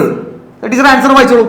ഇതിൽ നമ്മൾ നോക്കുകയാണെങ്കിൽ മോഹൻജദാരോ എന്ന് പറയുന്ന ആരാണ്? R.D. ബാനർജി ആണ്. ഹാരപ്പ ആണെങ്കിലോ ഹാരപ്പ എന്ന് പറയുന്നത് ദയാറാം സാനി. ഇത് വേറെ ഒന്നുമില്ല, ഇതുപോലെ തന്നെ എന്ത് ചെയ്യുക, ആളുടെ പേരും സൈറ്റിന്റെ പേരും അതുപോലെ തന്നെ എന്ത് ചെയ്യുക, പഠിച്ച് വെക്കാം. അതെ, ഇപ്പൊ ഓൾറെഡി ഇവരെ എല്ലാവരും എന്താ നമ്മുടെ റിവിഷൻസ് ഒക്കെ കഴിഞ്ഞപ്പോൾ തന്നെ പഠിച്ചു വെച്ചിട്ടുണ്ടാവും. ഓക്കെ ടീച്ചർ, നമുക്ക് അടുത്ത ക്വസ്റ്റ്യനിലേക്ക് പോവാം. Prepare A short note on the drainage system of the Harappan cities. Harappan സംസ്കാരത്തിന്റെ അഴുക്കുചാൽ സംവിധാനത്തെ കുറിച്ച് വിവരിക്കുക. Very very very important question. Teacher, ഞാൻ IMP എന്ന് പറഞ്ഞിട്ടോട്ടെ. ഇട്ടോ സാർ, ഒരു സ്റ്റാർ കൂടി വെച്ചു. ആഹാ, നക്ഷത്രം. ഓക്കെ, നക്ഷത്രം എണ്ണരുത്. ഓക്കെ, അപ്പോ ആൻസർ ടീച്ചർ വായിച്ചോളൂ. The drainage system was particular feature of the Harappan cities. The wastewater from houses was let out into the drains. The drains were built of burnt bricks and covered with stone slabs. Effective drainage system existed even in small towns and villages. Yes. Okay. Okay, teacher അത് പറഞ്ഞോളൂ. ഇതിൽ നമ്മൾ പറയേണ്ട ഒരു കാര്യമുണ്ട്. ഇപ്പൊ നമ്മളൊക്കെ നോക്കണ്ടെങ്കിൽ നമ്മുടെ വീട്ടിലൊക്കെ ആണെങ്കിലും എന്താണ് കാടകളൊക്കെ നല്ല പ്രോപ്പർ ആയിട്ട് വർക്കിംഗ് അല്ലാതെ പറയാം. പക്ഷെ അന്നത്തെ കാലത്ത് അവർ വളരെയധികം എന്തായിരുന്നു, ബുദ്ധികളായിരുന്നു, അല്ലെങ്കിൽ അത്രയും ചിന്തിച്ചിരുന്ന ആളുകളായതുകൊണ്ട് തന്നെ അവരുടെ ഒരു എഫക്റ്റീവ് ആയിട്ടുള്ള ഒരു ഡ്രെയിനേജ് സിസ്റ്റം അവർക്ക് ഉണ്ടായിരുന്നു. ഇതിൽ നമ്മൾ എങ്ങനെയാ പറയുന്നത്, അതിൽ ഒന്നാമതായിട്ട് പറയാം, ഈ ഒരു എല്ലാ ഡ്രെയിനേജ് സിസ്റ്റംസും അവർ മേക്ക് ചെയ്തിരുന്നത് ബേൺഡ് ബ്രിക്സ്. ഹാരപ്പൻ സിവിലൈസേഷൻ എന്ന് പറയുമ്പോൾ തന്നെ നമ്മൾ ആദ്യം പറയേണ്ട ഒരു പോയിന്റ് ആണ് ബേൺഡ് ബ്രിക്സ്, അല്ലെങ്കിൽ ചുട്ടെടുത്തിട്ടുള്ള ഇഷ്ടികകൾ, അത് വെച്ചിട്ടായിരുന്നു അവരത് നിർമ്മിച്ചിരുന്നത്. പിന്നെ അതുപോലെ തന്നെ ഇത് മൂടുന്നതിന് വേണ്ടി, മൂടിയില്ലെങ്കിൽ മറ്റൊരു മൂവിയിൽ കാണുന്നുണ്ടായി അതിന്റെ ഉള്ളിലേക്ക് വീഴും. സോ അത് മൂടുന്നതിന് വേണ്ടി നമ്മൾ സ്റ്റോൺ സ്ലാബ്സ് അല്ലെങ്കിൽ കല്ലുകൾ കൊണ്ടുള്ള ഒരു സ്ലാബ് വെച്ചിട്ട് അത് കവർ ചെയ്തിരുന്നു. ഇത് സെപ്പറേറ്റ് ആയിട്ടുള്ള ഒരു കോമൺ ആയിട്ടുള്ള ഒരു ടാങ്കിലേക്കായിരുന്നു ഈ വാട്ടർ പോയിരുന്നത്. സോ ഇത്രയും പോയിന്റ്സ് കറക്റ്റ് ആയിട്ട് പഠിച്ചിരിക്കുക. അപ്പോ നേരത്തെ സാർ പറയണ്ടായി നമ്മുടെ ബേൺ ബ്രിക്സിന്റെ കാര്യം അല്ലെ. അപ്പൊ ഇതൊക്കെ കീ പോയിന്റ്സ് ആണ്. മസ്റ്റ് ആയിട്ട് ഈ പോയിന്റ്സ് ഒക്കെ വിടാണ്ട് എഴുതി കഴിഞ്ഞാൽ ഫുൾ മാർക്ക് അങ്ങ് കിട്ടും അല്ലെ. യെസ്, ഇനി അടുത്തത് explain the features of granary in the Harappan civilization. Harappan സംസ്കാരത്തിലെ ധാന്യപുര കൃഷി, ധാന്യപുര ഒരു ഗോമയുണ്ട്, കൃഷി എന്നിവയെ കുറിച്ച് വിവരിക്കുക. Okay, granaries are significant among the ruins discovered from Harappa. There were big buildings with the facility to dry and store grains. The surplus of agriculture products were stored in the granary. അതായത് ഹാരപ്പയിൽ കണ്ടെത്തിയ നഗര അവശിഷ്ടങ്ങളിൽ പ്രധാനപ്പെട്ട ഒന്നാണ് എന്ത് ടീച്ചറെ, നമ്മുടെ granaries അഥവാ ധാന്യപുരകൾ. അതേപോലെ ധാന്യങ്ങൾ ഉണ്ടാക്കാനും സംവദിക്കാനും ഉള്ള സൗകര്യങ്ങൾ ഉണ്ടാക്കിയിരുന്ന വലിയ കെട്ടിടങ്ങളായിരുന്നു എന്ത്, ഈ പറഞ്ഞ അവ ഗ്രാനറീസ്. പിന്നെ ഗ്രാമങ്ങളിൽ മിച്ചം വന്ന കാർഷിക ഉൽപ്പന്നങ്ങളായിരുന്നു ധാന്യപുരകളിൽ സൂക്ഷിച്ചിരുന്നത്. അതായത് ഈ ധാന്യങ്ങൾ സൂക്ഷിക്കാനും മറ്റു കാര്യങ്ങളൊക്കെ മെയിൻ ആയിട്ട് എന്തിനു വേണ്ടിയുള്ളതാണ്, ഈ ഒരു ഗ്രെയിൻസ്. ആ വേർഡിൽ തന്നെ ഉണ്ട്, ഗ്രാനറി എന്ന് പറയുന്ന പ്ലേസിൽ നമ്മൾ എന്ത് സ്റ്റോർ ചെയ്യും, ഗ്രെയിൻസ് സ്റ്റോർ ചെയ്യും. അതുപോലെ തന്നെ അത് ഡ്രൈ ചെയ്യാനായിട്ടും അത് ഉണക്കി എടുക്കുന്നത് നമ്മൾ എവിടെ വെച്ചിട്ട് ചെയ്യാം, ഈ ഒരു ഗ്രാനറീസിൽ വെച്ചിട്ട് ചെയ്യാം. അപ്പോൾ ഇത്രയും കാര്യങ്ങൾ മെയിൻ ആയിട്ട് നോക്കിയാൽ മതി. അപ്പോൾ ഇത് സിമ്പിൾ 3 പോയിന്റ്സ് ആണ്. ഓക്കെ, അടുത്ത question, identify the persons, point out their importance. വ്യക്തികളെ തിരിച്ചറിയുക, ഇവരുടെ പ്രാധാന്യം വ്യക്തമാക്കുക. ABC എന്ന് പറഞ്ഞു കൊടുത്തിട്ടുണ്ട്. സർ ജോൺ മാർഷൽ, പിന്നെ അതേപോലെ ദയാറാം സാഹ്നി, RD ബാനർജി. 2 പേരുകൾ നമ്മൾ നേരത്തെ എന്താ ഒരു ഉത്തരമായിട്ട് അല്ലെ കണ്ടത്. ഇവരുടെ എല്ലാവരുടെ ഹെഡ് അല്ലേ സർ ജോൺ മാർഷൽ ആയിരിക്കണം, ഹെഡ്. ഓക്കെ, തലവനാണ് നമ്മുടെ സർ ജോൺ മാർഷൽ. അപ്പൊ ആൻസറിലേക്ക് പോവാം. Okay, sir John marshal, the director archaeological survey of India. അതായത് ആർക്കിയോളജിക്കൽ സർവേ ഓഫ് ഇന്ത്യയുടെ ഡയറക്ടർ ആയിരുന്നു ആര്, സർ ജോൺ മാർഷൽ. ടീച്ചർ പറഞ്ഞ നമ്മുടെ ഹെഡ് എന്ന് വിശേഷിപ്പിച്ച നമ്മുടെ സർ ജോൺ മാർഷൽ. അതേപോലെ B, Dayaram Sahni, lead the excavation in Harappa in the present Pakistan. അതായത് ഇപ്പോഴത്തെ പാകിസ്ഥാനുള്ള ഹാരപ്പയിൽ എന്താ എക്സ്കവേഷൻ, ഉത്ഖനനത്തിന് എന്താണ് നേതൃത്വം നൽകിയത് ആരാണ് ടീച്ചറെ, നമ്മുടെ ദയാറാം സാഹ്നി. അതുപോലെ ഏറ്റവും അവസാനത്തെ സി, RD ബാനർജി. അത് ടീച്ചർ വായിച്ചോളൂ. RD Banerjee led the excavation in Mohenjo-daro in the present Pakistan. പാകിസ്ഥാനിലെ മോഹൻജോദാരോയിൽ ഉത്ഖനനത്തിന് നേതൃത്വം നൽകിയിട്ടുള്ള വ്യക്തി ആരാണ്, RD ബാനർജി. അപ്പൊ ഇവർ രണ്ടുപേരും എന്താ ഉത്ഖനനത്തിന് നേതൃത്വം നൽകിയ ആൾക്കാരാണ്. മറ്റേ ആളിപ്പോ അതിന്റെ ഹെഡ് ആയിരുന്നു. അതായത് നമ്മുടെ ആർക്കിയോളജിക്കൽ സർവേയുടെ പുരാവസ്തു ആ ഒരു ഇതിന്റെ എന്തായിരുന്നു ഹെഡ് ആയിട്ട് ഓർത്ത് വെച്ച് കഴിഞ്ഞാൽ സിമ്പിൾ ആയിട്ട് നമുക്കിത് ആ ഒരു കോഡിൽ പഠിച്ചു പോകാനായിട്ട് സാധിക്കും. ഓക്കെ, ഇനി 11ാമത്തെ ക്വസ്റ്റ്യൻ ടീച്ചർ വായിച്ചോളൂ. What are the features of great bath? അല്ലെങ്കിൽ വലിയ സ്നാനഘട്ടത്തിന്റെ സവിശേഷതകൾ അല്ലെങ്കിൽ വലിയ കുളിപ്പുരയുടെ സവിശേഷതകൾ എന്തെല്ലാം ആണ്? അപ്പൊ ഈ ഗ്രേറ്റ് ബാത്ത് ടീച്ചർ വീട്ടിൽ ബാത്ത് ഉണ്ടോ? ബാത്ത് ഇല്ല. വൈശാഖ് സാറിന്റെ വീട്ടിലുണ്ടോ? ഇല്ലേ. ഇത് ഗ്രേറ്റ് ബാത്ത് എന്ന് പറയുന്നത് വലിയൊരു പാണ്ടിപ്പടി സിനിമയിൽ അതേപോലത്തെ ഏകദേശം ഒരു സെറ്റപ്പ് ആയിട്ട് വരും അല്ലെ. അപ്പൊ ഇത് in മോഹൻജാദാരോ a great tank called the great bath was discovered. അതായത് മോഹൻജാദാരോയിൽ എന്താണ് നമ്മുടെ ഒരു ഗ്രേറ്റ് ടാങ്ക് ഡിസ്കവർ ചെയ്തു അല്ലെ. ആ സൈറ്റിലാണല്ലേ ഗ്രേറ്റ് ബാത്ത് എന്നുള്ള എന്താണ് അത് എവിടെ നിന്നാണ് കണ്ടുപിടിച്ചിട്ടുള്ളത്, മോഹൻജോദാരോ എന്ന് പറയുന്ന സ്ഥലത്താണ് കണ്ടുപിടിച്ചിരിക്കുന്നത്. It is an evidence of the architectural skills of the peoples of that period. ഇപ്പൊ എല്ലാ സിവിലൈസേഷൻസും പറയുമ്പോൾ എന്താ അവിടെ ഉണ്ടായിരുന്ന ആ സമയത്ത് ഉണ്ടായിരുന്ന ആളുകളുടെ ശരിയാണ്. ഇവര് എന്തൊക്കെ ഇത്രയും വലിയ ബാഡപ്പ് ഒക്കെ പണിത് ആകെ അസൂയ അടിക്കണം. ഇനി ഏറ്റവും അവസാനത്തെ പോയിന്റ് എന്താ, it was built entirely with the burnt bricks. നമ്മൾ നേരത്തെ ഒരു കളിയില്ല അവർക്ക്, ഒരു കളിയില്ല. ഇപ്പൊ 2ാമത്തെ വട്ടമാണ് നമ്മൾ ഈ ബേൺഡ് ബ്രിക്സ് വെച്ച് അല്ലെ കളിക്കുന്നത്. അപ്പോ ഇത് ഈ 3 പോയിന്റ് എല്ലാവരും എന്താ ഓർത്ത് വെച്ചിരിക്കുക, പഠിച്ചു വെച്ചിരിക്കുക, ഇമ്പോർട്ടന്റ് ആയിട്ടുള്ള ഒരു ചോദ്യമാണ്. ഇനി 12ാമത്തെ question, what are the features of Harappan civilization? Harappan സംസ്കാരത്തിന്റെ സവിശേഷതകൾ എന്തെല്ലാം? Okay. Harappan cities had two parts. The part of the city to the west was higher. It was used by the administrators. The ruins of an assembly hall were discovered here. The part of the city to the east was lower and was inhabited by the common people. Houses were built along the both sides of the planned street. Some houses had only one room, whereas others had more rooms. Okay. Sir ഇത് നമുക്ക് പഠിപ്പിക്കുമ്പോൾ ഒരു കാര്യം ചെയ്താൽ ഒരു code വെച്ചിട്ട് പഠിപ്പിക്കാം. ടീച്ചറെ കോഡ് റാണി എന്ന് പറഞ്ഞാൽ 9ാം ക്ലാസ്സിലും 10ാം ക്ലാസ്സിലും കുട്ടികൾ വിളിച്ചിരുന്നു. അപ്പോ കോഡ് റാണി പറയൂ, കോഡ് പറയൂ. ഇതിൽ നമ്മൾ പറയുന്നത് എന്താണ്? ഹാരപ്പൻ സിവിലൈസേഷനിലെ സിറ്റികൾക്ക് 2 ഭാഗങ്ങളുണ്ട്. ഒന്ന് വെസ്റ്റ് പാർട്ട് ഉണ്ട്, മറ്റൊന്ന് ഈസ്റ്റ് പാർട്ട് ഉണ്ട്. അപ്പൊ നമ്മൾ എക്സാമിന് ഇരിക്കുമ്പോൾ എങ്ങാനും ഒരു കൺഫ്യൂഷൻ വരെയാണ്, വെസ്റ്റ് ഹയർ പാർട്ട് ആണോ അല്ലെങ്കിൽ ഉയർന്ന ഭാഗമാണോ അല്ലെങ്കിൽ ഈസ്റ്റ് ആണോ ഹയർ പാർട്ട് എന്നുള്ള ഒരു ഡൗട്ട് വന്നിട്ടുണ്ടെങ്കിൽ ഒന്ന് ആലോചിക്കുക. വെസ്റ്റേൺ മ്യൂസിക്കിനെ കുറിച്ച് ആലോചിക്കുക. കുറച്ചും കൂടി എന്താണ് ഒരു യോയോ ആയിട്ടുള്ള മ്യൂസിക് ആണ്. വെസ്റ്റേൺ മ്യൂസിക്കിന്റെ ഫാൻസ് ആണ്. പക്ഷെ ഞാനൊക്കെ എന്താ കുറച്ചുകൂടി എന്താ അതായത് ശാസ്ത്രീയ സംഗീതത്തിന്റെ ആളുകളാണ് ഞാൻ. പാടല്ല കർണാടക. ഓക്കെ, ഞാൻ പഠിച്ചിട്ടുണ്ട്. ഇപ്പൊ പാടില്ല, ഇത് കഴിഞ്ഞിട്ട് ഒരു ദിവസം പാടിത്തരാം. ഓക്കെ. അപ്പൊ നമ്മള് വെസ്റ്റ് പാർട്ട് ആലോചിക്കാനായിട്ട് ഒന്ന് ചിന്തിക്കുക. ഏതാണ് വെസ്റ്റ് എന്ന് പറയുമ്പോൾ ഈ ഒരു വെസ്റ്റേൺ മ്യൂസിക് ആണ്. സോ പടിഞ്ഞാറ് എന്ന് പറയുമ്പോൾ കുറച്ചും കൂടി റിച്ച് അല്ലേ? പടിഞ്ഞാറ് എന്ന് പറയുമ്പോൾ എന്താണ്? വെസ്റ്റേൺ മ്യൂസിക് എന്ന് പറയുന്നത് ഹൈലി കുറച്ചും കൂടി ആൾക്കാർക്ക് എന്താണ് ആരാധന ഉള്ള ഒരു മ്യൂസിക് ആണ്. സോ അവിടെ കുറച്ചും റിച്ച് ആണെന്ന് ചിന്തിക്കുക. സോ വെസ്റ്റ് എന്ന് പറയുന്നത് ഹയർ പാർട്ടാണ് ആൻഡ് ഈസ്റ്റ് എന്ന് പറയുന്നത് പാവങ്ങളാണ്, ലോവർ പാർട്ടാണ്. ഈ പൈശം സാർ ശാസ്ത്രീയ സംഗീതം പഠിച്ചിട്ടുണ്ട്. പുള്ളി രാമകഥാ ഗാനലയം പാടിയിട്ടുണ്ടായിരുന്നു നാള്. അത് ഞാൻ ടീച്ചർക്ക് അയച്ചുതരാം. ഓക്കെ, അടുത്ത് പറഞ്ഞോളൂ. നെക്സ്റ്റ് നമ്മൾ പറയുന്നത് അതിന്റെ മലയാളം തന്നെയാണ് ഇവിടെ കൊടുത്തിട്ടുള്ളത്. ഹാരപ്പൻ നഗരങ്ങൾക്ക് 2 ഭാഗങ്ങൾ ഉണ്ടായിരുന്നു. പടിഞ്ഞാറുള്ള ഉയർന്ന ഭാഗം അവിടെ ആരായിരുന്നു താമസിച്ചിരുന്നത്? അഡ്മിനിസ്ട്രേറ്റേഴ്സ് അല്ലെങ്കിൽ ഭരണാധികാരികളായിരുന്നു. അസംബ്ലി ഹാൾ എന്ന് പറയുന്നത് എന്തായിരുന്നു? ആ കെട്ടിടത്തിന്റെ അവശിഷ്ടങ്ങൾ ഇവിടെ നിന്ന് ലഭിച്ചിട്ടുണ്ട്. കിഴക്കൻ ഭാഗം താഴ്ന്ന ഭാഗമായിരുന്നു, സാധാരണക്കാരുടെ വാസസ്ഥലമായിരുന്നു. തെരുവുകളുടെ ഇരുവശങ്ങളിലായിരുന്നു വീടുകൾ നിർമ്മിച്ചത്. ആരും കൊണ്ടുപോയി എവിടെ വെക്കില്ല, റോട്ടിൽ കൊണ്ടുപോയി വീട് വെച്ചിരുന്നില്ല. ചിലത് ഒറ്റമുറിയുള്ള വീടുകളായിരുന്നു, മറ്റേതാണെങ്കിലോ കുറെ റൂംസ് ഉണ്ടായിരുന്നു പറയാം. ഓക്കെ, ഇതും ഇമ്പോർട്ടന്റ് ആണ് മക്കൾ. ഇപ്പൊ നമ്മൾ പറഞ്ഞിരിക്കുന്നത് എല്ലാം വരാൻ സാധ്യതയുള്ള ക്വസ്റ്റ്യൻസ് ആണ്. അപ്പൊ എല്ലാ മക്കളും ഇത് മാർക്ക് ചെയ്ത് സെറ്റ് ചെയ്ത് പഠിച്ച് റിവൈസ് ചെയ്ത് പോവാ. എന്തൊക്കെ വന്നാലും ചോദിക്കാൻ സാധ്യതയുള്ള ഒരു ക്വസ്റ്റ്യൻ ആണ്. ഇനി അടുത്തത്, explain the terms pharaoh and mummy. Pharaoh, മമ്മികൾ എന്നിവയെ കുറിച്ച് വിവരിക്കുക. ഫറവോ എന്താണ് ടീച്ചറെ? ഫറവോസ് എന്ന് വെച്ചിട്ടുണ്ടെങ്കിൽ വേറെ ഒന്നുമല്ല, നമ്മുടെ ഈജിപ്തിലെ കിങ്സിനെ വിളിക്കുന്ന പേരാണ് എന്ത്? ഫറവോ എന്നാണ്. രാജാവ്, രാജാതിരാജൻ. ഓക്കെ, പുരാതന ഈജിപ്തിലെ രാജാക്കന്മാർ ഫറവോ എന്ന പേരിലാണ് അറിയപ്പെട്ടിരുന്നത്. ഇനി നമുക്ക് ഒരെണ്ണം കൂടി ഉള്ള മമ്മി. എന്താണ് മമ്മി? മമ്മി ആ മമ്മിയാണോ? ഇത് ഏത് മമ്മിയാണ്? വേറെ ഒന്നുമല്ല. The practice of preserving the body of the dead prevailed in Egypt. Ecrafts preserved thus is called എന്താണ്? മമ്മി. വേറെ ഒന്നുമല്ല, നമ്മൾ ഇതിനകത്ത് പറയുന്ന മൃതശരീരങ്ങൾ കേടുകൂടാണ്ട് സൂക്ഷിച്ചു വെച്ചിരുന്ന ഒരു സംഭവമാണ് എന്ത്? മമ്മി എന്ന് വിളിക്കുന്നത് ഈജിപ്തില്. ഇത് മമ്മി എന്ന് ചോദിക്കുമ്പോൾ മൈ മമ്മി ഈസ് ക്രൂവൽ, എന്റെ അമ്മ ഭയങ്കര പ്രശ്നക്കാരിയാണെന്ന് പറഞ്ഞ് എഴുതി വെക്കരുത്. ഇത് ഈജിപ്തിലെ മമ്മിയാണ്. ഓക്കെ, ഒരു സംവിധാനമാണ്. വൈറ്റ് വെച്ച് കവർ ചെയ്തിട്ടുള്ള നമ്മുടെ പണ്ടത്തെ കാർട്ടൂൺസിലൊക്കെ ഉണ്ടായിരുന്നു. ടീച്ചർ ഒരു കാര്യം ചെയ്യാം, ഇതിന്റെ ഒപ്പം നമുക്കൊരു സംഭവം കൂടി ഉണ്ട്, പിരമിഡ്സ്. അതിനെപ്പറ്റി കൂടി ഒന്ന് പറഞ്ഞു കൊടുത്തു. പിരമിഡ് എന്ന് പറയുന്നത് എന്താണ്? എവിടെയാണ് ഈ ഒരു മമ്മീസ് പ്രിസർവ് ചെയ്യുന്നത്? ടോംസ് ആണ്, ശവകുടീരങ്ങളെയാണ് നമ്മൾ എന്ത് പറയുന്നത്? പിരമിഡ് എന്ന് പറയുന്നത്. ടീച്ചർ മറ്റേ പാടിട്ടുണ്ട്, പൂവുക്കുള്ളിന്തിരിക്കും മറ്റേ ഈ അതിനകത്ത് നമ്മുടെ ലോകാത്ഭുതമായി ഈ പറഞ്ഞ പിരമിഡ് കാര്യങ്ങളൊക്കെ എന്താ കാണിക്കുന്നുണ്ട്. അതിനകത്ത് അവര് മറ്റേ മമ്മീനെ പോലെ ഐശ്വര്യൊക്കെ ഇരിക്കുന്നുണ്ട്.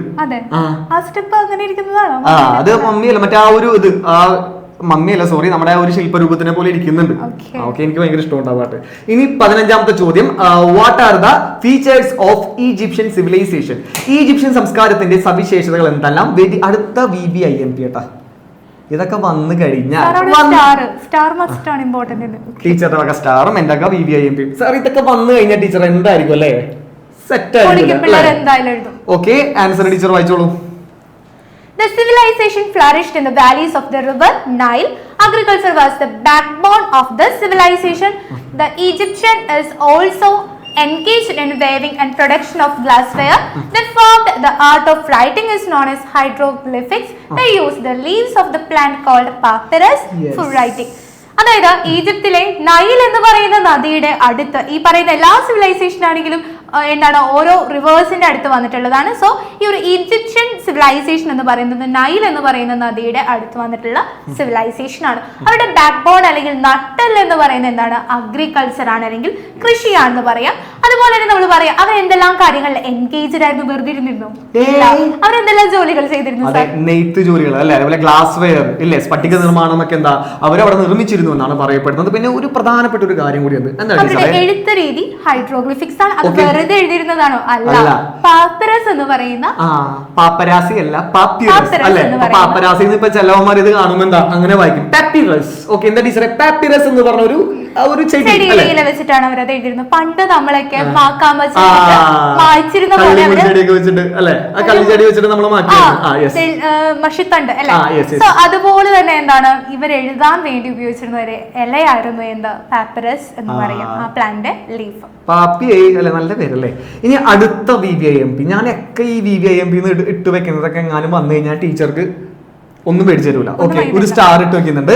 Right down the features of Mesopotamian civilization. Mesopotamian സംസ്കാരത്തിന്റെ സവിശേഷതകൾ എഴുതുക, ഇമ്പോർട്ടന്റ് ആണ്. ഓക്കെ ടീച്ചർ, ആൻസർ വേഗം വായിച്ചോളൂ. Mesopotamia is an island located between the rivers Euphrates and Tigris. Mesopotamia എന്ന് പറയുന്ന വാക്കിന്റെ അർത്ഥം ചോദിച്ചിട്ടുണ്ടെങ്കിൽ തന്നെ എഴുതണം എന്താണ്? the land between rivers. ഏതെല്ലാം റിവേഴ്സ് ആണ്? Euphrates and Tigris.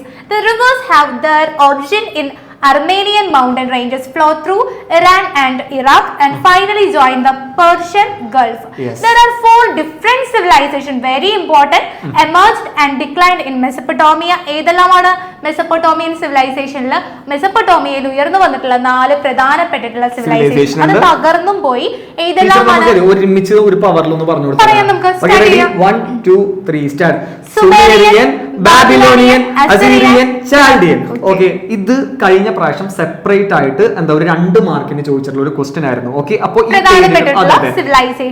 അതായത് അവിടെ ഉയർന്നു വന്ന എന്താ തകർന്നു പോയ സംസ്കാരങ്ങൾ ഈ 4 പേര് മസ്റ്റ് ആയിട്ടും ഇതിൽ നിന്ന് പഠിച്ചു വെച്ചിരിക്കുക. ഇനി അടുത്തത് Uruk and Lagash were the major cities in the ancient Mesopotamia. Uruk Lagash അല്ലെ, എന്ത് കിടിലം പേരാണ്. ഇതാണ് അതായത് അവിടുത്തെ പ്രാചീന നഗരങ്ങൾ എന്നറിയപ്പെട്ടിരുന്ന എന്താ ഉറുക് ലഗാഷ് ആണ്. ഈ പേരുകളും മക്കൾ എന്താ പഠിച്ച് വെച്ചിരിക്കുക, ഇത് ഇമ്പോർട്ടന്റ് ആണ്. ചിലപ്പോ വാട്ട് വർ ദ മേജർ എന്താ ancient cities of the Mesopotamia എന്ന് ചോദിച്ചു കഴിഞ്ഞാൽ ഉറുക് ലഗാഷ് എന്ന് പറഞ്ഞു എഴുതാലോ. യെസ്, ഓക്കെ ടീച്ചർ, ഏകദേശം നമ്മൾ അവസാന ഘട്ടത്തിലേക്ക് എത്തിക്കൊണ്ടിരിക്കുകയാണ്. State the advantages of Mesopotamian civilization. Mesopotamian സംസ്കാരത്തിന്റെ നേട്ടങ്ങൾ നിർവചിക്കുക. Okay, they formulated a calendar based on the movements of the moon. They divided a year into 12 months, a month into 4 weeks and a day into 24 hours. They knew division, multiplication and square root. അതായത് എന്താ ചന്ദ്രന്റെ ചലനം അടിസ്ഥാനമാക്കിയിട്ടാണ് അവരെന്ത് തയ്യാറാക്കിയിരുന്നത്? ഒരു വർഷത്തിൽ എത്ര month ഉണ്ടായിരുന്നു, എത്ര മാസങ്ങൾ ഉണ്ടായിരുന്നു സാർ? 12 അല്ലേ, നമുക്ക് 12 തന്നെ ഉണ്ട്. ഒരു മാസം എന്ന് പറയുമ്പോൾ നമ്മളെ പോലെ തന്നെ എത്ര വീക്ക് ഉണ്ടായിരുന്നു? 4 ആഴ്ചകൾ. 12 മാസവും 4 ആഴ്ചയും. അതേപോലെ ഒരു ദിവസം എത്ര മണിക്കൂറാണ് സാധാരണ ഇവിടെ? 24 hours. 24 hours. ഇനി മറ്റൊരു കാര്യം, അവർക്ക് ഡിവിഷൻ അറിയായിരുന്നു, അതുപോലെ തന്നെ അവർക്ക് മൾട്ടിപ്ലിക്കേഷൻ അറിയായിരുന്നു, അവർക്ക് സ്ക്വയർ റൂട്ട് കാണാനും എന്തായിരുന്നു അറിയായിരുന്നു. ഇത്രയും 3 കുഞ്ഞു കാര്യങ്ങളുള്ളൂ. ഇത് വെരി വെരി സിമ്പിൾ ആണ്. ഇത് സിമ്പിൾ ആയിട്ട് ഒറ്റവട്ടം വായിച്ചു കഴിഞ്ഞാൽ എഴുതാവുന്ന കാര്യമുള്ളൂ. ഇനി നമ്മൾ അവസാനത്തെ ചോദ്യത്തിലേക്ക് കടന്നിരിക്കുകയാണ്. എന്താണ് ടീച്ചർ അവസാനത്തെ ചോദ്യം? ഉറക്കെ വായിച്ചേ. What are the features of Chinese civilization? Chinese സംസ്കാരത്തിന്റെ സവിശേഷതകൾ എന്തെല്ലാം? നമ്മുടെ ടെക്സ്റ്റിന്റെ ലാസ്റ്റ് ഏറ്റവും കുറച്ച് ഇതിൽ കിടക്കുന്ന ഒരു ടോപ്പിക് ആണ് എന്താ? Chinese civilization. പക്ഷേ വളരെ ഇമ്പോർട്ടന്റ് ആണ്. നമുക്ക് നോക്കിയാലോ സാർ, ഏതെല്ലാമാണ് അതിന്റെ സവിശേഷതകൾ? Yes. Okay, this civilization flourished in the valley of the river Huanghe, which was also known as the Yellow River. അതായത് എന്താ ആ മഞ്ഞ നദി എന്നൊക്കെ നമ്മൾ പറയില്ലേ അല്ലേ? അപ്പൊ ആ ഒരു നദീതടത്തിലാണ് എന്ത് വന്നത്? നമ്മുടെ ഈ പറഞ്ഞ ചൈനീസ് സിവിലൈസേഷൻ ഉദിച്ച് അല്ലെങ്കിൽ എന്താ വളർന്ന് അല്ലെങ്കിൽ ആ ഒരു എന്താ വന്നത്, അതായത് രൂപപ്പെട്ടു വന്നത് എന്നാണ് പറയുന്നത്. അടുത്ത പോയിന്റ് ടീച്ചർ വായിച്ചോളൂ. The people were engaged in weaving, making pottery and silk production. അവിടുത്തെ ആളുകൾ എന്തെല്ലാം കാര്യങ്ങളിൽ എൻഗേജ്ഡ് ആയിരുന്നു? വീവിംഗ്, അതായത് നമ്മുടെ ഈ നെയ്ത്ത്, അതായത് കളിമൺ പാത്ര നിർമ്മാണം, അതേപോലെ സിൽക്ക് പ്രൊഡക്ഷൻ, ഇത്രയും കാര്യങ്ങൾ അവരെന്താ. ചൈന പറയുമ്പോൾ എപ്പോഴും നമ്മൾ ഓർക്കേണ്ട ഒരു കാര്യമുണ്ട്, സിൽക്ക് പ്രൊഡക്ഷൻ അവരുടെ ഏറ്റവും ഹോബി ആയിട്ടുള്ള ഒരു കാര്യം തന്നെയാണ്. The art of writing existed in ancient China. The script was pictographic. The Chinese developed a calendar. According to the calendar, a year consisted of 365 and 1/2 days, Days. half days ആയിരുന്നു എന്ന് പറയാം. Okay. 365 ദിവസങ്ങളായിരുന്നു അവിടെ ഉണ്ടായിരുന്നത്. Okay, അപ്പൊ ഇത്രയും കാര്യങ്ങൾ ഇപ്പൊ ഈ വീവിംഗും മേക്കിംഗ് പോർട്ടറൊക്കെ എല്ലാത്തിലും വന്നു പോകുന്നതാണ് പോകുന്നുണ്ട്. അല്ലേ? പ്രധാനമായിട്ടും ഇതിനകത്ത് Silk production ഒന്ന് okay, മതി. ആലോചിച്ച് വെച്ചാൽ മാത്രം മതി. പിന്നെ നമ്മുടെ ഈ ചേട്ടൻ ഹുവാങ് ഹോ, ഇത് വെരി വെരി ഇമ്പോർട്ടന്റ് ആണ്. അപ്പൊ ഇത്രയും പിന്നെ ഒരു കാര്യം ഉണ്ടായിരുന്നു സാർ, എന്താണ് അവരുടെ ലിപി എന്ന് പറയുന്ന സ്ക്രിപ്റ്റ് എങ്ങനെയാണ്? പിക്ടോഗ്രാഫിക് ആണ് അതെ. അല്ലെ? അതൊന്ന് നോട്ട് ചെയ്യണം. ഈ ചൈനീസ് ലിപി എന്ന് പറഞ്ഞാൽ നമ്മളിപ്പോ ആരെങ്കിലും എഴുതി കഴിഞ്ഞാൽ മനസ്സിലാവാണ്ട് ആവുമ്പോ നമ്മൾ പറയും ഇല്ലേ? അതായത് അവരുടെ എഴുതുന്ന പോലത്തെ ഒരു എഴുത്താണ് അവർ എഴുതിയിട്ടുള്ളതെന്ന് വെക്കാം. ഓക്കെ, അപ്പോ ഇത്രയും കാര്യങ്ങളാണ് ടീച്ചറെ അല്ലെ നമുക്ക് ഇതിൽ നിന്ന് പ്രധാനമായിട്ടും ചോദ്യങ്ങൾ വരാനായിട്ട് സാധ്യതയുള്ള ഭാഗങ്ങൾ. അപ്പൊ മക്കൾ എന്ത് ചെയ്യുക, ഇത്രയും പറഞ്ഞ കാര്യങ്ങൾ സെറ്റ് ആയിട്ട് പഠിച്ചു വെക്കുക. നമ്മൾ ഓൾമോസ്റ്റ് എല്ലാം കവർ ചെയ്ത് പോയിട്ടുണ്ട്. കുറച്ചും കൂടി കൂടുതൽ ക്വസ്റ്റ്യൻസ് ഇതിനകത്തുണ്ട്. അപ്പോ മക്കൾ ചെയ്യേണ്ട കാര്യം, ഈ ചാപ്റ്ററിൽ നിന്ന് ആയിരിക്കും മിക്കവാറും ക്വസ്റ്റ്യൻസ് കൂടുതലായിട്ട് വരുന്ന 4 സിവിലൈസേഷൻസ് ഉള്ളൂ. 4 സിവിലൈസേഷന്റെ ഫീച്ചേഴ്സും റിവേഴ്സിന്റെ പേരും കൃത്യമായിട്ട് നോക്കി വെക്കാം. അതിൽ ഹാരപ്പൻ സിവിലൈസേഷൻ കുറച്ച് ടൈം കൊണ്ട് എടുത്തിട്ട് ഒന്ന് നോക്കണം, കാരണം അതിനകത്ത് കൂടുതൽ സൈറ്റുകൾ ഉണ്ട്. അതും കൂടി ഒന്ന് ഡീറ്റെയിൽഡ് ആയിട്ട് നോക്കാം. ഓക്കെ, അപ്പോൾ ടീച്ചറെ ഒരു പവറായിട്ട് ഈ ചാപ്റ്ററിന് ഏത് ക്വസ്റ്റ്യൻ വന്നാലും എഴുതും അല്ലേ? എന്തായാലും എഴുതും. ഓക്കെ, അപ്പോ നമുക്ക് എന്ത് ചെയ്യാം, ഈ ചാപ്റ്റർ ഇവിടെ വെച്ച് അവസാനിപ്പിക്കാം. ഇനി അടുത്ത ചാപ്റ്ററിലേക്ക് പോവാം. ഓക്കെ, അപ്പോ നമ്മളത് 3rd ചാപ്റ്ററിൽ തിരികെയാണ്. അപ്പോ ഫസ്റ്റ് ചാപ്റ്റർ കഴിഞ്ഞപ്പോ ഞാൻ പോയതാണ്, വീണ്ടും വന്നിരിക്കാൻ. ടീച്ചറെ എന്താ ചാപ്റ്ററിന്റെ പേര്? In search of earth secret, അല്ലെങ്കിൽ ഭൗമ രഹസ്യങ്ങൾ തേടി. നമുക്ക് സ്റ്റാർട്ട് ചെയ്യാം സാർ. പിന്നെന്താ, ചെറിയ ചാപ്റ്റർ ആണ്. അപ്പൊ ഇതിൽ നിന്ന് വരാൻ സാധ്യതയുള്ള പ്രധാനപ്പെട്ട ക്വസ്റ്റ്യൻസ് നമ്മൾ പറഞ്ഞു പോകും. എല്ലാവരും ഉഷാറായിട്ട് മാർക്ക് ചെയ്യുക. കുറച്ച് സമയമുള്ള എക്സാമിന് അടിപൊളിയായിട്ട് മാർക്ക് ചെയ്യുക. പെട്ടെന്ന് എന്ത് ചെയ്യുക, പഠിച്ചു പോകും. ഓക്കെ അല്ലേ? ആദ്യത്തെ ക്വസ്റ്റ്യനിലേക്ക് പോവുകയാണെങ്കിൽ ഓക്കെ, നമുക്ക് ആദ്യത്തെ ക്വസ്റ്റ്യൻ നോക്കാം. What are the source of information about the interior of the earth? ഭൂമിയുടെ ഉള്ളിലേക്ക് പോയി, നമുക്ക് ആകാശത്തൊക്കെ പോയി കുറെ ദൂരം നമുക്ക് പോയിട്ടുണ്ട്. പക്ഷെ ഭൂമിയുടെ ഉള്ളിലേക്ക് നമുക്ക് അങ്ങനെ അധികം പോകാൻ പറ്റില്ല. അപ്പോ എങ്ങനെ നമുക്ക് അതിനുള്ളിനെ കുറിച്ച് പഠിക്കാമെന്നാണ് ഈ ക്വസ്റ്റ്യൻ അല്ലേ ടീച്ചറെ? നമുക്ക് നോക്കിയാലോ, എന്തെല്ലാം സ്രോതസ്സുകൾ അല്ലെങ്കിൽ സോഴ്സസ് ആണ് അതിനെ കുറിച്ചുള്ള വിവരങ്ങൾ അല്ലെങ്കിൽ ഇൻഫർമേഷൻസ് നൽകുന്നതെന്ന്. ഇത് നമ്മുടെ ടെക്സ്റ്റ് ബുക്കിൽ അല്ലെങ്കിൽ നമ്മുടെ പ്രിന്റിനോട് ഡയറക്റ്റ് എടുക്കുന്ന ക്വസ്റ്റ്യൻ അല്ലേ? From the material reaching the earth surface through volcanic eruption. എന്നാ ടീച്ചറെ വോൾക്കാനിക് ഇറപ്ഷൻ എന്ന് പറഞ്ഞാൽ? അഗ്നിപർവ്വത സ്ഫോടനം. ഈ അഗ്നിപർവ്വത സ്ഫോടനം ഉണ്ടാവുമ്പോ അതിന്റെ ഉള്ളിൽ നിന്ന്, ഭൂമിയുടെ ഉള്ളിൽ നിന്ന് കുറെ സാധനം പുറത്തേക്ക് വരും. അതുവഴി നമുക്ക് പഠിക്കാൻ പറ്റും. പിന്നെന്താ അടുത്തത്? നെക്സ്റ്റ് നമ്മൾ പറയുന്നത് data collected from mines. Mine എന്ന് പറഞ്ഞാൽ ഖനികള്. നമ്മളിപ്പോ പെട്രോളോ നാച്ചുറൽ റിസോഴ്സ് എന്തെങ്കിലുമൊക്കെ നമ്മൾ കുഴിച്ചെടുക്കുന്ന സമയത്ത് അവിടെ നിന്ന് കിട്ടുന്ന ഡാറ്റ വെച്ചും നമുക്ക് എന്താ ഭൂമിയുടെ അകത്തെ കുറിച്ച് പഠിക്കാൻ പറ്റും. ലാസ്റ്റ് പോയിന്റ് പറയുന്നത് analysis of propagation of waves generating during the earthquake. അതായത് ഈ ഭൂമികൾക്ക് ഉണ്ടാവില്ല, അപ്പോൾ ഒരുപാട് വേവ്സ് ഉണ്ടാവും, തരംഗങ്ങൾ ഉണ്ടാവും. പ്രൈമറി വേവ്സും സെക്കൻഡറി വേവ്സും ഒരു സർഫസ് വേവ്സ്, അങ്ങനെ പല വേവ്സ് ഉണ്ടാവും. ആ വേവ്സ് പഠിക്കുന്ന വഴിയും നമുക്ക് എന്ത് വിശകലനം ചെയ്യുന്ന വഴിയും ഭൂമിയുടെ അകത്തെ കുറിച്ച് നമുക്ക് മനസ്സിലാക്കാൻ സാധിക്കും. ഈ ക്വസ്റ്റ്യൻ അങ്ങനെ അധികം ചോദിച്ചിട്ടില്ല, പക്ഷെ നിങ്ങൾ ഭാഗ്യമുള്ള ആൾക്കാരായതുകൊണ്ട് ചിലപ്പോ വരാം, പ്രതീക്ഷിക്കാം. Okay, next question body sir. Yes, ഞാൻ വയ്ക്കട്ടെ സർ. പിന്നെന്താ? List out the layers of the earth, explain any 2 of them. ഭൗമപാളികൾ ഏതെല്ലാം? ഏതെങ്കിലും 2 ഭൗമപാളികളെ കുറിച്ച് വിശദീകരിക്കുക. യെസ്, അപ്പോ നമ്മൾക്ക് എർത്ത്, ഭൂമിയെ നമ്മൾ എത്ര തിരിച്ചിരിക്കുന്നു? നമ്മൾ അറിയാലോ എല്ലാവർക്കും. ഭൂമിയെ നമ്മൾ പ്രധാനമായിട്ടും 3 ആയിട്ട് തിരിച്ചിട്ടുണ്ട്. ക്രസ്റ്റ് ഉണ്ട്, ഭൂവൽക്കം, മാന്റിൽ ഉണ്ട്, കോർ ഉണ്ട്. കോറിനെ തന്നെ നമ്മൾ ഉണ്ടാക്കിയിരിക്കുന്നു, ഔട്ടർ കോറും ഇന്നർ കോറും. ഞാൻ ഇതിന്റെ എക്സ്പ്ലനേഷൻ അധികം പറഞ്ഞ സമയം കളയുന്നില്ല, നിങ്ങൾ ടെക്സ്റ്റ് ബുക്കിൽ ക്ലീൻ ആയിട്ട് കിടക്കാം. ക്രസ്റ്റ് എന്ന് പറഞ്ഞിട്ടുണ്ടെങ്കിൽ ഭൂമിയുടെ ഏറ്റവും പുറത്തുള്ള ഭാഗമാണ്, തിന്നാണ് അല്ലെ? നേരെ മറിച്ച് മാന്റിലാണെങ്കിൽ താഴെയായിട്ടും പിന്നെ അതുപോലെ ഇച്ചിരി കൂടി വണ്ണം കൂടും. ഏറ്റവും നടുക്കാൻ ടീച്ചർ എന്തുള്ളത്? മാന്റിൽ ഉണ്ടാക്കുന്നുള്ള അപ്പർ മാന്റിൽ ഉണ്ട്, അതുപോലെ തന്നെ ലോവർ മാന്റിൽ, ഉപരി മാന്റിൽ ഉണ്ട്, അതുപോലെ അധോ മാന്റിൽ. കോർ ആണെങ്കിൽ ഉണ്ടാക്കിയിരിക്കുന്നു ഔട്ടർ കോറും ഇന്നർ കോറും. കൃത്യമായി വായിച്ചു. നമ്മൾ ക്രസ്റ്റിനെ 2ആയിട്ട് ഡിവൈഡ് ചെയ്തിട്ടുണ്ട് സാർ. കോണ്ടിനെന്റൽ ക്രസ്റ്റും അതേപോലെ തന്നെ ഓഷ്യാനിക് ക്രസ്റ്റും. വൻകര ഭൂവൽക്കവും അതേപോലെ തന്നെ സമുദ്ര ഭൂവൽക്കം. Okay, set. പിക്ചർ കണ്ടപ്പോൾ എല്ലാവർക്കും മനസ്സിലായെന്ന് പ്രതീക്ഷിക്കുന്നു. ഇത് ഷുവർ ക്വസ്റ്റ്യൻ ആണ്. നിങ്ങൾ ഈ 4 ഭാഗങ്ങൾ പഠിക്കാം. അതിനെ കുറിച്ചുള്ള ജസ്റ്റ് ആ കാര്യം വായിച്ച് നോക്കിയിട്ടാണ് നാളത്തെ എക്സാമിന്. Okay, yes. What are lithosphere and asthenosphere? എന്താണ് ശിലാമണ്ഡലവും എസ്തെനോസ്ഫിയറും? യെസ് ടീച്ചറെ, നമ്മള് 9ാം ക്ലാസ്സിലും ഇതിലൊക്കെ പഠിക്കുന്ന സംഭവമല്ലേ. ലിത്തോസ്ഫിയർ എന്ന് പറഞ്ഞിട്ടുണ്ടെങ്കിൽ എല്ലാവർക്കും അറിയാമെന്ന് പ്രതീക്ഷിക്കുന്നു. നമ്മളുടെ ഭൂമിക്ക് ഏറ്റവും മുകളിലുള്ള പാളി ഏതാണ്? ക്രസ്റ്റ് ആണ്. ഇത് ക്രസ്റ്റ് ആണെന്ന് വിചാരിക്കാം, ഭൂവൽക്കം. തൊട്ട് താഴെയുള്ള ഉപരി മാന്റിൽ അല്ലെങ്കിൽ എന്താ അപ്പർ മാന്റിൽ, ഇത് രണ്ടും ചേർന്ന ഭാഗത്തെ നമുക്ക് എന്ത് വിളിക്കാം? ഇത് crust together with upper part of mantle is known as lithosphere. അല്ലെങ്കിൽ നമുക്കൊരു ഇക്വേഷൻ പോലെ പറയാല്ലേ sir, lithosphere is equal to crust plus upper mantle അല്ലെ. അതായത് ശിലാമണ്ഡലം എന്ന് പറയുന്നത് എന്തെല്ലാം ചേർന്നതാണെന്നാണ് പറയുന്നത്? ഭൂവൽക്കം പ്ലസ് ഉപരി മാന്റിലാണ്. യെസ്, ശിലാമണ്ഡലത്തിന് താഴെ ലാവയെ കാണുന്ന ഈ ഭാഗത്ത് വിളിക്കുന്ന പേരാണ് ടീച്ചർ എന്ത്? എസ്തെനോസ്ഫിയർ. Yes, asthenosphere. ഇവിടെ ആൻസർ കാണാൻ പറ്റും. Crust and the upper part of mantle, lithosphere ശിലാമണ്ഡലം. എസ്തെനോസ്ഫിയർ എന്ന് പറഞ്ഞാൽ ശിലാമണ്ഡലത്തിന് താഴെ ശിലാദ്രവങ്ങൾ ഉരുകി അർദ്ധ ദ്രാവകാവസ്ഥയിൽ, അതായത് സെമി മോൾട്ടൺ സ്റ്റേറ്റിൽ കാണുന്ന ആ ഭാഗത്തെ വിളിക്കുന്ന പേരാണ് എസ്തെനോസ്ഫിയർ. Yes, എസ്തെനോസ്ഫിയർ. Yes. However, igneous rocks are formed. Give an example for igneous rocks. ആഗ്നേയ ശിലകൾ രൂപപ്പെടുന്നത് എങ്ങനെ? ആഗ്നേയ ശിലകൾക്ക് ഉദാഹരണം എഴുതുക. അപ്പോ ഇതിവിടെ ഒരു ഇമ്പോർട്ടന്റ് ക്വസ്റ്റ്യൻ ടീച്ചറെ. റോക്ക് എന്ന് പറഞ്ഞിട്ടുണ്ടെങ്കിൽ നമ്മൾ എത്ര തരംതിരിക്കും ഇതിനാ? മൂന്നായിട്ട് റോക്സിനെ നമുക്ക് ഇഗ്നിയസ് ഉണ്ട്, സെഡിമെന്ററി ഉണ്ട്, അതുപോലെ തന്നെ മെറ്റാമോർഫിക് റോക്സ് ഉണ്ട്. ഇഗ്നിയസ് എന്ന് പറഞ്ഞാൽ ആഗ്നേയശില, സെഡിമെന്ററി എന്ന് പറഞ്ഞാൽ അവസാദശില, മെറ്റാമോർഫിക് എന്ന് പറഞ്ഞാൽ കായാന്തരിക ശില. ഇത്രയും ഈ മൂന്ന് ശിലകളിൽ ഇവിടെ ചോദിച്ചിരിക്കുന്നത് ഏതാണ്? നമ്മളുടെ ഇഗ്നിയസ് റോക്ക് ആണ്. ഇഗ്നിയസ് റോക്ക് എന്ന് പറഞ്ഞെങ്കിൽ ടീച്ചറെ വായിച്ചോളൂ. Igneous rocks are formed by the molten rock material rising through the fissures in the crust and solidifying either on the surface of the earth or within the crust itself. Teacher ഇത് നോക്കൂ, അത് നമ്മളുടെ ഇത് crest ആണെങ്കിൽ ടീച്ചർക്ക് അത് പറഞ്ഞ കേട്ടോ. ക്രസ്റ്റ് ആണെങ്കിൽ ഈ ക്രസ്റ്റില് കുറച്ച് ഫിസേഴ്സ് ഉണ്ടാവും. ഫിസേഴ്സ് എന്ന് പറഞ്ഞാൽ എന്താ? വിള്ളലുണ്ടാവും.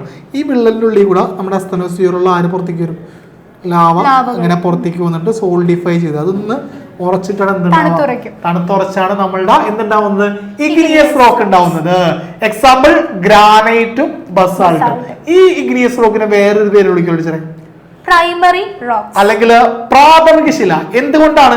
ബാക്കിയുള്ള നമ്മൾ പഠിക്കുന്ന ഏത് റോക്കായാലും അതിന്റെയൊക്കെ എന്താ അച്ഛൻ അല്ലെങ്കിൽ അതിന്റെയൊക്കെ എന്ന് പറയുന്നത് ഏതാണ്? നമ്മളുടെ ഇഗ്നിയസ് റോക്ക് ആയതുകൊണ്ട് ഇതിനെ പ്രൈമറി റോക്ക് അല്ലെങ്കിൽ പ്രാഥമിക ശില എന്നുകൂടി വിളിക്കുന്നു. അടുത്ത ക്വസ്റ്റ്യനിലേക്ക് പോവുകയാണെങ്കിൽ which rocks are prominent in Kerala? കേരളത്തിൽ ഏറ്റവും കൂടുതൽ ചോദിച്ചിട്ടുണ്ട്. ആദിഷ് ടീച്ചർ ചോദിച്ചെന്ന് പറഞ്ഞാൽ എന്തായാലും ചോദിച്ചിട്ടുണ്ടാവും. അപ്പൊ ഈ എക്സാമിന് പ്രതീക്ഷിക്കാൻ ഒരു വൺ വേർഡ് ആണ്. എന്താണ് ഏറ്റവും കൂടുതൽ കേരളത്തിൽ കാണുന്ന സ്റ്റോൺ ഏതാണ്? അതെനിക്ക് അറിയാം, മെറ്റാമോർഫിക് അല്ലെങ്കിൽ കായാന്തരിക ശിലകളാണ്. ഓക്കെ, സിമ്പിൾ അല്ലേ? Yes. Which rock is known as stratified rocks? അടക്കു ശിലകൾ എന്നറിയപ്പെടുന്ന ശില ഏത്? തട്ടുകെട്ട്. കാരണം സ്ട്രാറ്റിഫൈഡ് റോക്ക് എന്ന് പറയും 3 റോക്സ് ഉണ്ട്. അതിനകത്ത് എസ് വെച്ച് സ്റ്റാർട്ട് ചെയ്യുന്ന ഒരു റോക്ക് ഏതാണ്? സെഡിമെന്ററി. സെഡിമെന്ററി ആയിരിക്കും. സ്ട്രാറ്റിഫൈഡ് ആയാലും അതേപോലെ തന്നെ സെഡിമെന്ററി, രണ്ടും എസ് സ്റ്റാർട്ട് ചെയ്യുന്നു. വേറെ വേറെ പേരുകൾ. അവസ്ഥാന ശിലകളാണ് അടക്ക ശിലകൾ എന്ന പേരിൽ അറിയപ്പെടുന്നത്. യെസ്, സൂപ്പർ, നമ്മൾ ശരിയാക്കിയിരിക്കുന്നു. അപ്പൊ അടുത്ത ക്വസ്റ്റ്യനിലേക്ക് പോവാണെങ്കിൽ write two examples for minerals. ധാതുക്കൾക്ക് ഏതെങ്കിലും 2 ഉദാഹരണം എഴുതാൻ പറഞ്ഞിരിക്കുന്നതാണ്. Silica, mica, hematite, bauxite. അങ്ങനെ ചോദിക്കാൻ സാധ്യത. എന്നാലും പ്രതീക്ഷിക്കാം, എല്ലാം പ്രതീക്ഷിക്കാം. അടുത്ത question, explain the types of rock based on മോളോ ഫോർമേഷൻ. നമ്മൾ പറഞ്ഞ കാര്യം ഏതൊക്കെ റോക്ക് ഉണ്ട് ഒന്ന് കമന്റ് ചെയ്ത് പോസ് ചെയ്ത് കമന്റ് ചെയ്ത്. നേരത്തെ പറഞ്ഞില്ല, ഓർമ്മയുണ്ടോ നോട്ടെ? 3 ടൈപ്പ് റോക്ക് പറഞ്ഞു. നമുക്ക് നോക്കാം ഏതൊക്കെയാണെന്ന്. യെസ്, കാണാൻ പറ്റുന്നുണ്ടല്ലോ. ഇഗ്നിയസ് റോക്ക് ഉണ്ട്, സെഡിമെന്ററി റോക്ക് ഉണ്ട്, മെറ്റാമോർഫിക് ഉണ്ട്. ഇഗ്നിയസ് നമ്മൾ ഓൾറെഡി പറഞ്ഞു. എന്തായിരുന്നു? ഫിഷേഴ്സിന്റെ ഉള്ളിലൂടെ വന്നിട്ട് ക്രസ്റ്റിന്റെ പുറത്തേക്ക് ഫിഷേഴ്സിലൂടെ എന്ത് വരുന്നു? ആ ഒരു നമ്മളുടെ ലാവ പുറത്തേക്ക് വരുന്നു. അത് എന്ത് ചെയ്യുന്നുണ്ട്? തണുത്തുറയ്ക്കുന്നു. അങ്ങനെ ഫോം ചെയ്യുന്ന റോക്സ് ആണ് ഇഗ്നിയസ് റോക്സ്. സെഡിമെന്ററി റോക്സ് എന്ന് പറയുമ്പോൾ ഇഗ്നിയസ് റോക്സിന്റെ ഭാഗമായിട്ട് അതിനുണ്ടാകുന്ന വെതറിങ് മൂലം ഒരു എന്താണ് ലൈൻ റീജിയൻസിലേക്ക് പതുക്കെ ഒരു അടക്കുകളായിട്ട് എന്ത് ചെയ്യുന്നു? അതിന്റെ ഡെപ്പോസിഷൻസ് അല്ലെങ്കിൽ പൊടികൾ വീണ് ആണ് എന്ത് ഫോം ചെയ്യുന്നത്? ഈ ഒരു സെഡിമെന്ററി റോക്സ് അല്ലെങ്കിൽ അവസാദ ശിലകൾ ഫോം ചെയ്യും. അതായത് സെഡിമെന്ററി റോക്ക് എന്ന് പറഞ്ഞിട്ടുണ്ടെങ്കിൽ ഇഗ്നിയസ് റോക്കിൽ നിന്ന് പൊടിഞ്ഞൊക്കെ പോയിട്ട് സെഡിമെന്ററി, അതാണ് അവസാദം അല്ലെ. അതിന്റെ അവശിഷ്ടങ്ങൾ കൊണ്ട് ഉണ്ടാവുന്നതാണ് അവസാദം. ലോ ലൈൻ റീജിയനിലേക്ക് പതുക്കെ തട്ടുകളായിട്ട് എന്ത് ചെയ്യുന്നു? ഇങ്ങനെ അവശിഷ്ടങ്ങൾ വന്ന് വീഴുന്നു. അതെന്തായിട്ട് മാറുന്ന ഒരു പുതിയ റോക്ക്. ഇഗ്നിയസിന്റെ വേറെ പേര് പ്രൈമറി, അവസാദത്തിന്റെ വേറെ പേര് സ്ട്രാറ്റിഫൈഡ്. മെറ്റാമോർഫിക് ആണെങ്കിൽ എന്താ ടീച്ചറെ? when rocks undergo physical and chemical changes due to high temperature and pressure, metamorphic rocks are formed. Yes. അതായത് നമ്മളുടെ ഹൈ ടെമ്പറേച്ചറിലും പ്രഷറിലും ഈ റോക്കുകൾക്ക് ഉണ്ടാകുന്ന ചേഞ്ച് കാരണം ഉണ്ടാവുന്നതാണ് എന്ത് മെറ്റാമോർഫിക് റോക്ക്, അല്ലെങ്കിൽ നമ്മളുടെ കായാന്തരശില, മാർബിളും സ്ലേറ്റ് ഒക്കെ അതിന് എക്സാമ്പിൾ ആണ്. മെറ്റാമോർഫിക് റോക്കാണ് കേരളത്തിൽ ഏറ്റവും കൂടുതൽ കാണുന്നത്. ഓക്കെ അല്ലേ? അടുത്ത ഇതിലേക്ക് പോകണേ മലയാളം നിങ്ങൾ ജസ്റ്റ് ഒന്ന് വായിച്ചു നോക്കിക്കോളൂ, പോസ് ചെയ്ത് വായിച്ചു നോക്കിക്കോളൂ. ഓൾറെഡി നമ്മൾ പറഞ്ഞ കാര്യം തന്നെയാണ്. ഇംഗ്ലീഷ് പറഞ്ഞപ്പോൾ മലയാളം കൂടെ പറഞ്ഞു പോയതാണ്. ആഗ്നേയശില, അവസാദശില, കായാന്തരശില. അടുത്ത question, what is weathering? Name any two types of weathering. Teacher എന്താണ് വെതറിംഗ്? വെതറിംഗ് എന്ന് പറയുമ്പോൾ എന്താണ്? The disintegration or decomposition of rocks is called weathering. അതായത് ഒരു പാറ പൊടിഞ്ഞ് ഇല്ലാതാവുന്നതിനെ വിളിക്കുന്ന പേരാണെന്ത്? പൊടിഞ്ഞ് മണ്ണൊക്കെ ആവുന്നതിനെ വിളിക്കുന്ന ഇനി പാറ പൊട്ടി എന്ന് പറയണ്ട, പകരം നമുക്ക് എന്ത് പറഞ്ഞാൽ മതി? വെതറിംഗ് സംഭവിച്ചു. Weathering, disintegration of decomposition of rock is known as weathering. Types of weathering: physical or mechanical weathering, chemical weathering or biological weathering. Science subject ഒന്ന് ആലോചിച്ചാൽ മതി, എല്ലാം കിട്ടും. Physical, chemical, biological. മലയാളത്തിലേക്ക് പോവാണെങ്കിൽ ഭൗതിക അപക്ഷയം, അതേപോലെ തന്നെ കെമിക്കൽ രാസിക അപക്ഷയം, ജൈവിക അപക്ഷയം അല്ലെ? Okay. Conservation of soil is എന്താ extension for the sustenance of life. നമ്മുടെ ഭൂമിയിൽ മനുഷ്യൻ നിലനിൽക്കണമെന്നുണ്ടെങ്കിൽ എന്തുണ്ടാവണം? സോയില്, മണ്ണുണ്ടാവണം. സോയിൽ കൺസർവേഷൻ മെത്തേഡ്സ് ആണ് ചെക്ക് ഡിഫോറസ്റ്റേഷൻ, വനനശീകരണം തടയുക, ക്രോപ്പ് റൊട്ടേഷൻ. ക്രോപ്പ് റൊട്ടേഷൻ എന്നാല് ശരിക്കും പറഞ്ഞാൽ ഒരു കൃഷി തന്നെ ചെയ്യാണ്ട് പലതും മാറി മാറി ചെയ്തുകൊണ്ടിരിക്കുക. അത് മണ്ണിന് ദോഷം ചെയ്യുമെന്നാണ് പറഞ്ഞിരിക്കുന്നത്.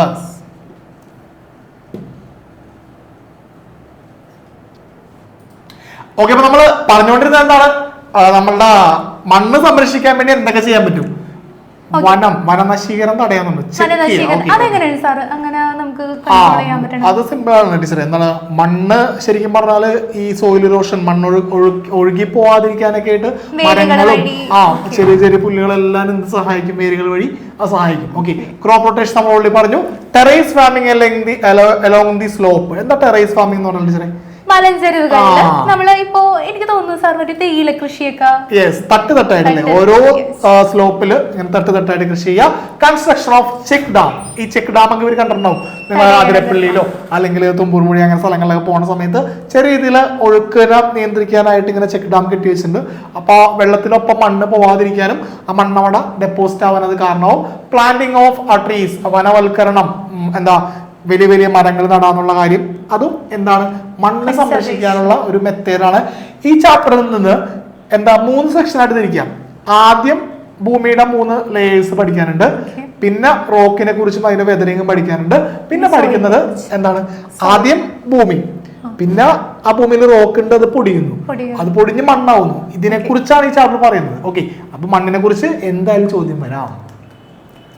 What are the factors influencing the soil formation? മണ്ണ് രൂപീകരണത്തെ സഹായിക്കുന്ന ഘടകങ്ങൾ ഏതെല്ലാം? ഇത് ചോദിക്കാൻ ഒരു എന്താണ് കാരണം, അല്ലെങ്കിൽ ചോദിക്കാനായിട്ട് എന്തായാലും ചോദിക്കാനുള്ള ഒരു റീസൺ കാണുന്നുണ്ട്.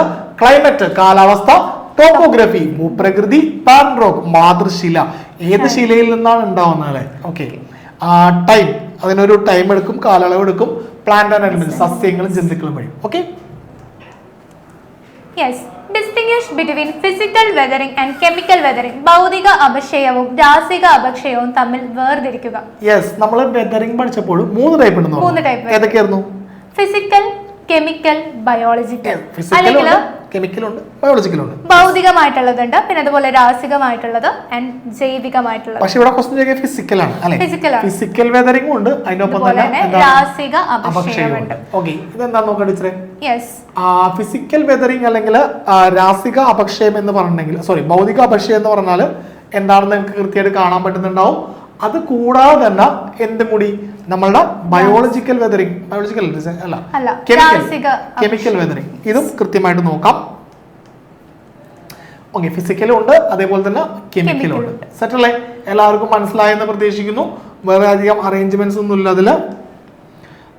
റൈറ്റ് ദ ഫോളോയിങ്, താഴെ തന്നിരിക്കുക എഴുതുക. Mention the types of weathering caused by plants and animals.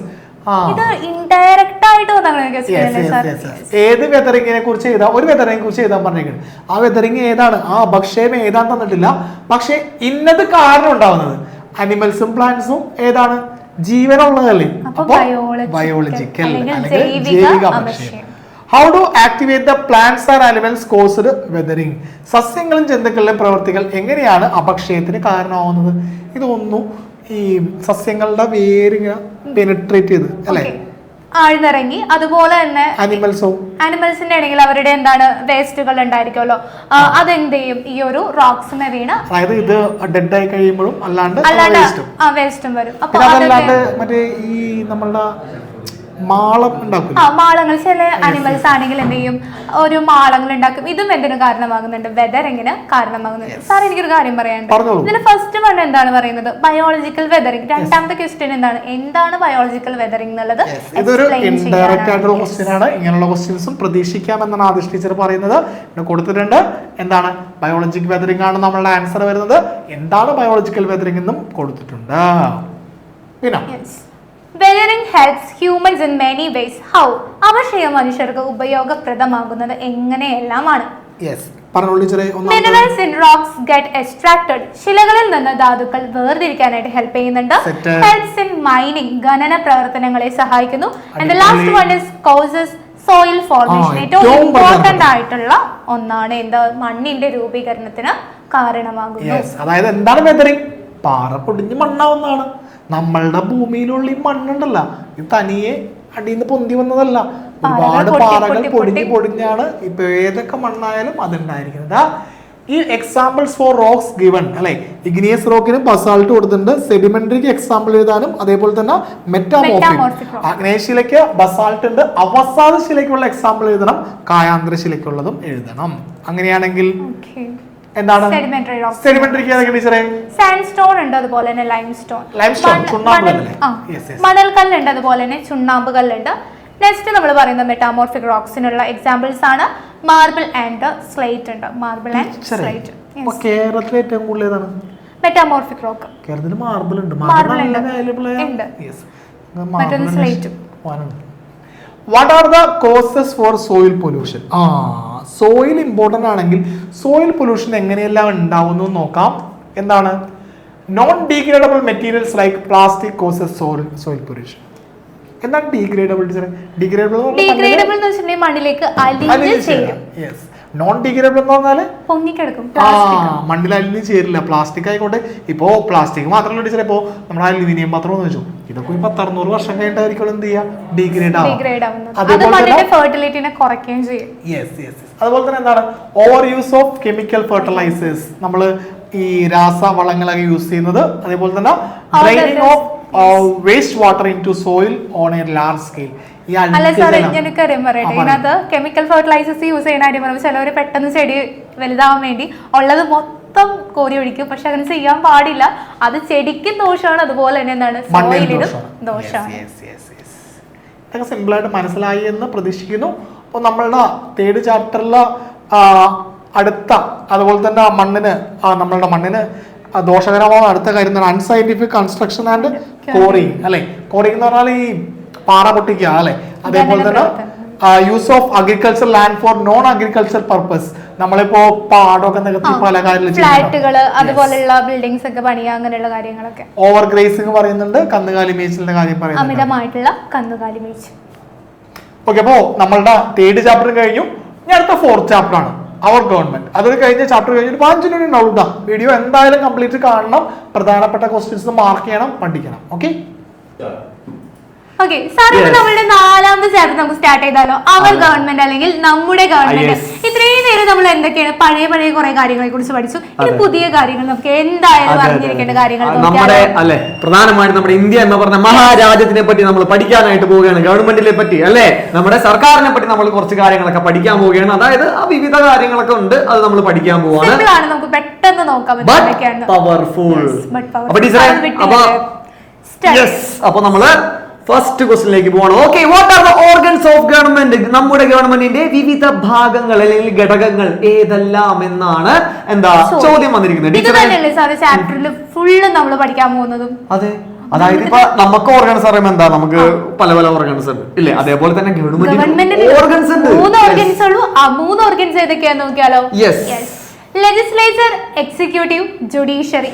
നിയമനിർമ്മാണ സഭയുണ്ട്, അതുപോലെ തന്നെ ഏതുണ്ട്, കാര്യനിർവഹണ വിഭാഗം, ആൻഡ് ലാസ്റ്റ് വൺ എന്ന് പറയുന്നത് നീതിന്യായ വിഭാഗം. അതായത് നമ്മുടെ ലെജിസ്ലേച്ചർ ഇല്ലേ, അതായത് എന്താ ഈ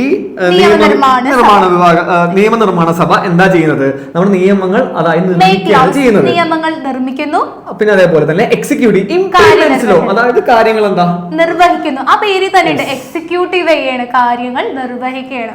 പിന്നെ അതേപോലെ തന്നെ ഒരു ടിക്കറ്റ് ആക്കാം. ഇനി ഏറ്റവും അവസാനം എന്താ നമ്മുടെ ജുഡീഷ്യറി അല്ലെങ്കിൽ നീതിന്യായ സംവിധാനമുണ്ട്. Interprets law. ഓക്കെ, അതായത് എന്താ നമ്മുടെ വ്യാഖ്യാനിക്കുകയാണ് ചെയ്യുന്നത് ആര്, നമ്മുടെ judiciary.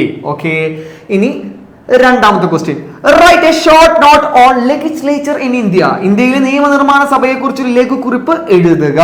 Okay, yes. The legislature in India is known as Parliament.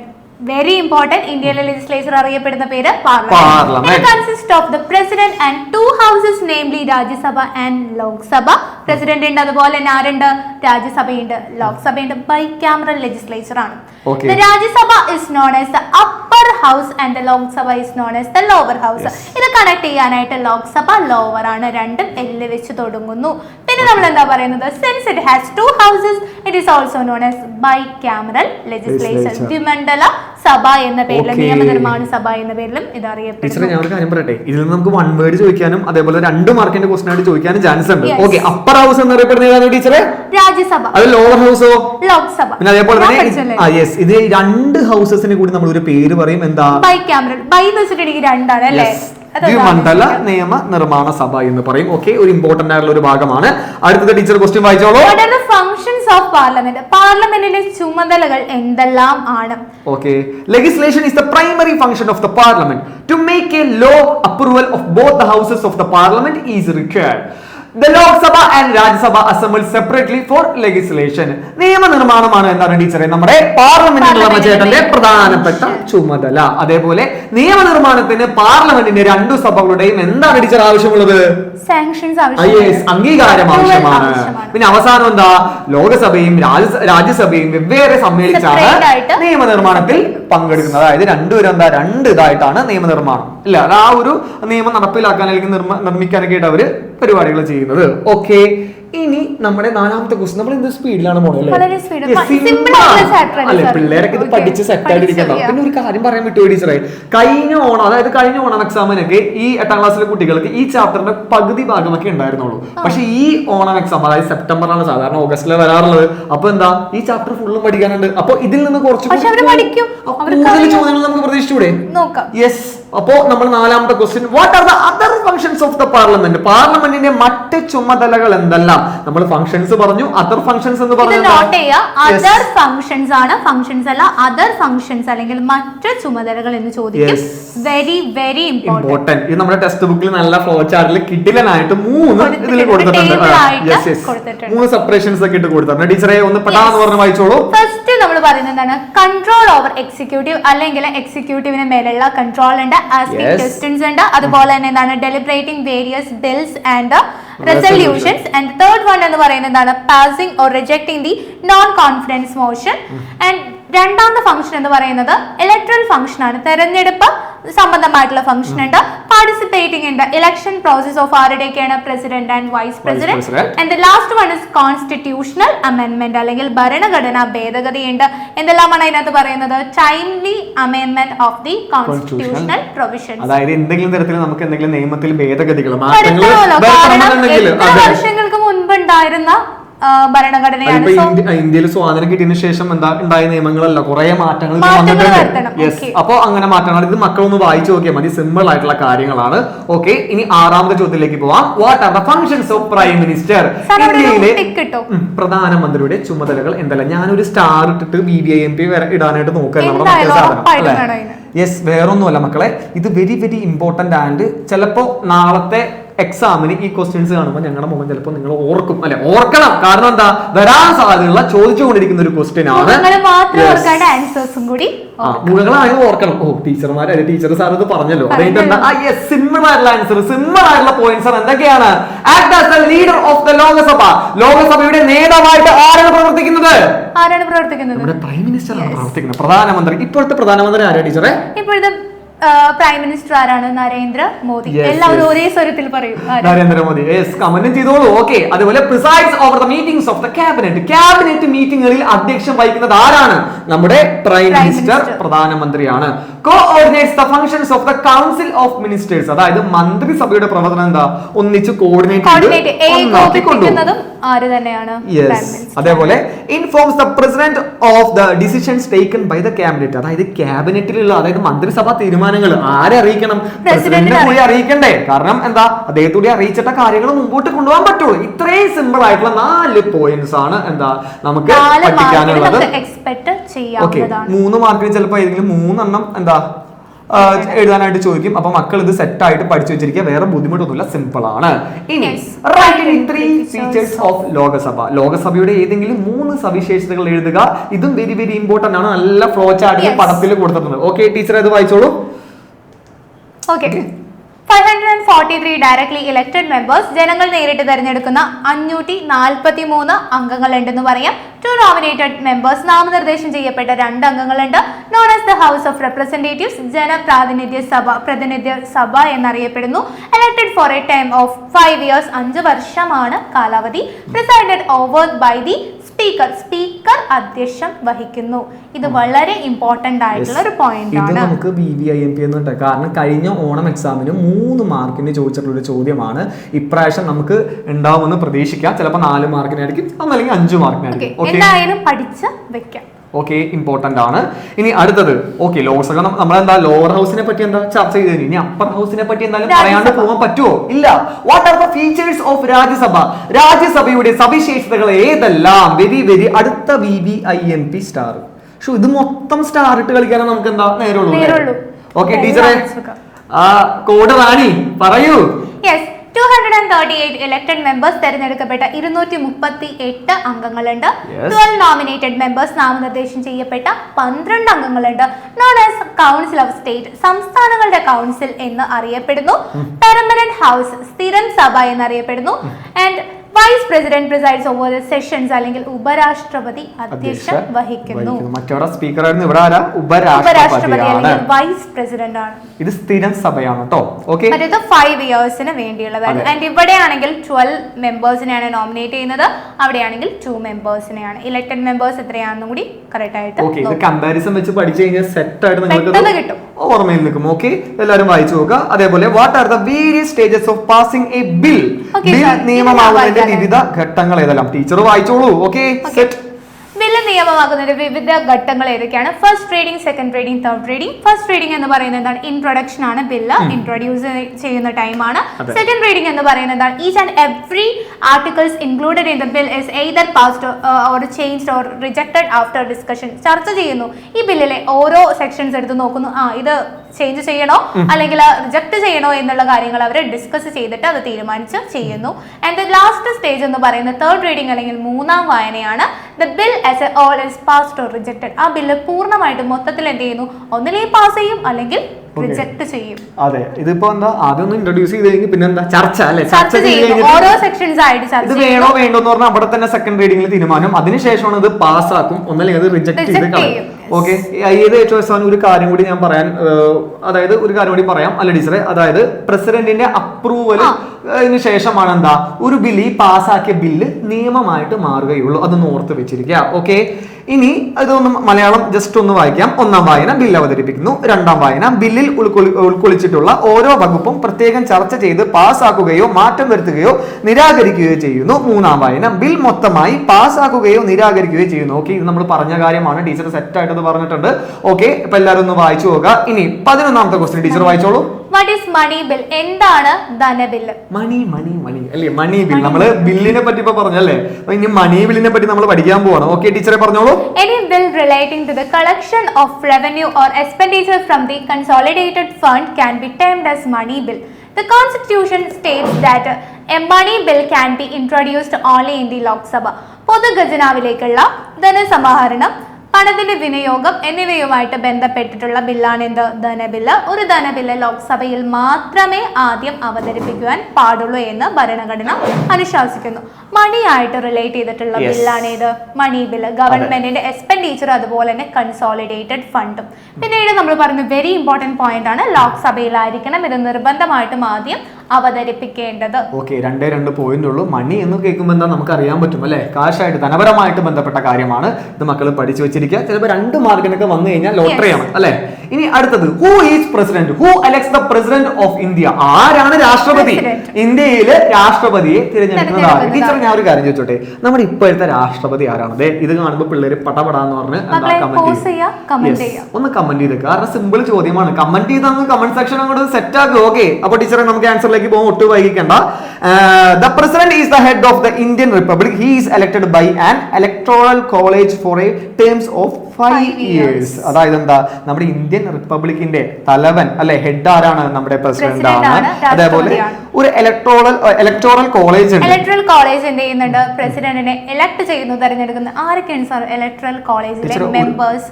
ഒരു കാര്യം പറയാം, നമുക്ക് മെമ്പേഴ്സിന്റെ ടീച്ചർ പറഞ്ഞോളൂ. അതിക്ക് മുമ്പ് 5 വർഷമാണ് എന്താ നമ്മുടെ പ്രസിഡന്റിന്റെ കാലാവധി എന്നാണ് പറയുന്നത്. ഓക്കെ, അപ്പൊ ടീച്ചർ ആ ഇലക്ടോറൽ കോളേജിലെ മെമ്പേഴ്സ് ആരൊക്കെയാണെന്ന് പറഞ്ഞോളൂ. Elected members of Lok Sabha, elected members of Rajya Sabha, elected members of State Legislative Assembly. So ഇതും കൂടി ഒന്ന് എന്ത് ചെയ്യാം, പഠിച്ച് വെക്കാം. ഓക്കെ, അതായത് ലോക്സഭ രാജ്യസഭ പരിപാടി കഴിഞ്ഞു. പിന്നെ സ്റ്റേറ്റ് ലെജിസ്ലേറ്റീവ്. ഈ കാര്യങ്ങളൊന്ന് പഠിച്ചു വെച്ച് കഴിഞ്ഞാൽ ഇതും ഒരു 3 മാർക്കിന് വന്നു കഴിഞ്ഞാൽ സെറ്റ് ആണ്. ഇനി ആ മലയാളം മക്കളൊന്ന് വായിച്ചു നോക്കിയാൽ മതി. ഇനി 13ാമത്തെ question, write down the functions of president. രാഷ്ട്രപതിയുടെ ചുമതലകൾ എഴുതുക. ടീച്ചറെ വായിച്ചോളൂ. അടുത്ത അടുത്ത VVIMP 3 സ്റ്റാർ. കാരണം അതിന്റെ അർത്ഥം തന്നെ എന്താണ്, അത് കൂടുതൽ ഇമ്പോർട്ടന്റ് ആണെന്നാണ്. സോ നമുക്ക് സ്റ്റാർട്ട് ചെയ്യാം. Appoint prime minister and other ministers, അതായത് നമ്മുടെ പ്രധാനമന്ത്രിയെയും മറ്റു മന്ത്രിമാരെയും എന്ത് ചെയ്യുന്നുണ്ട്, നിയമിക്കുന്നുണ്ട്. Appoint chief justice and judges of the supreme കോടതി. സുപ്രീം കോടതിയിലെ ചീഫ് ജസ്റ്റിസിനെയും മറ്റു ജഡ്ജിമാരെയും അപ്പോയിന്റ് ചെയ്യുന്നത് ആര് തന്നെയാണ്? നമ്മുടെ പ്രസിഡന്റ് ആണ്. Nominate 12 members of Rajya Sabha and 2 members of Lok Sabha. രാജ്യസഭയിൽ നിന്ന് 12 മെമ്പേഴ്സിനെയും ലോക്സഭയിൽ നിന്ന് 2 മെമ്പേഴ്സിനെയും നോമിനേറ്റ് ചെയ്യുന്നു, നാമനിർദ്ദേശം ചെയ്യുന്നത് ആര് തന്നെയാണ്? ഈ ഒരു പ്രസിഡന്റ് തന്നെയാണെന്ന് പറയാം. Act as the supreme commander of armed force. നമ്മളുടെ ആംഡ് ഫോഴ്സിന്റെ കമാൻഡർ ആയിട്ട് വർക്ക് ചെയ്യുന്നത് ആരാണ്? ഈ ഒരു പ്രസിഡന്റ് ആണ്. Give assent to bills passed by the parliament. Parliament പാസ്സാക്കുന്ന നിയമങ്ങൾക്ക് അംഗീകാരം നൽകുന്നതും പ്രസിഡന്റ് ആണ്. Declare emergency in the country if needed. ആവശ്യമായിട്ട് വരുന്ന സന്ദർഭങ്ങളിൽ നമ്മുടെ രാജ്യത്ത് എമർജൻസി അല്ലെങ്കിൽ അടിയന്തരാവസ്ഥ എന്ത് ചെയ്യുന്നുണ്ട്? പ്രഖ്യാപിക്കുന്നുണ്ട്. Decisions on mercy petition. ദയാ ഹർജി തീർപ്പ് കൽപ്പിക്കുന്നതും പ്രസിഡന്റ് ആണ്. ഓക്കെ, അപ്പൊ ഇത്രയും പോയിന്റ്സ്, അതായത് ഒരു 7 പോയിന്റ് വരുന്നുണ്ട്.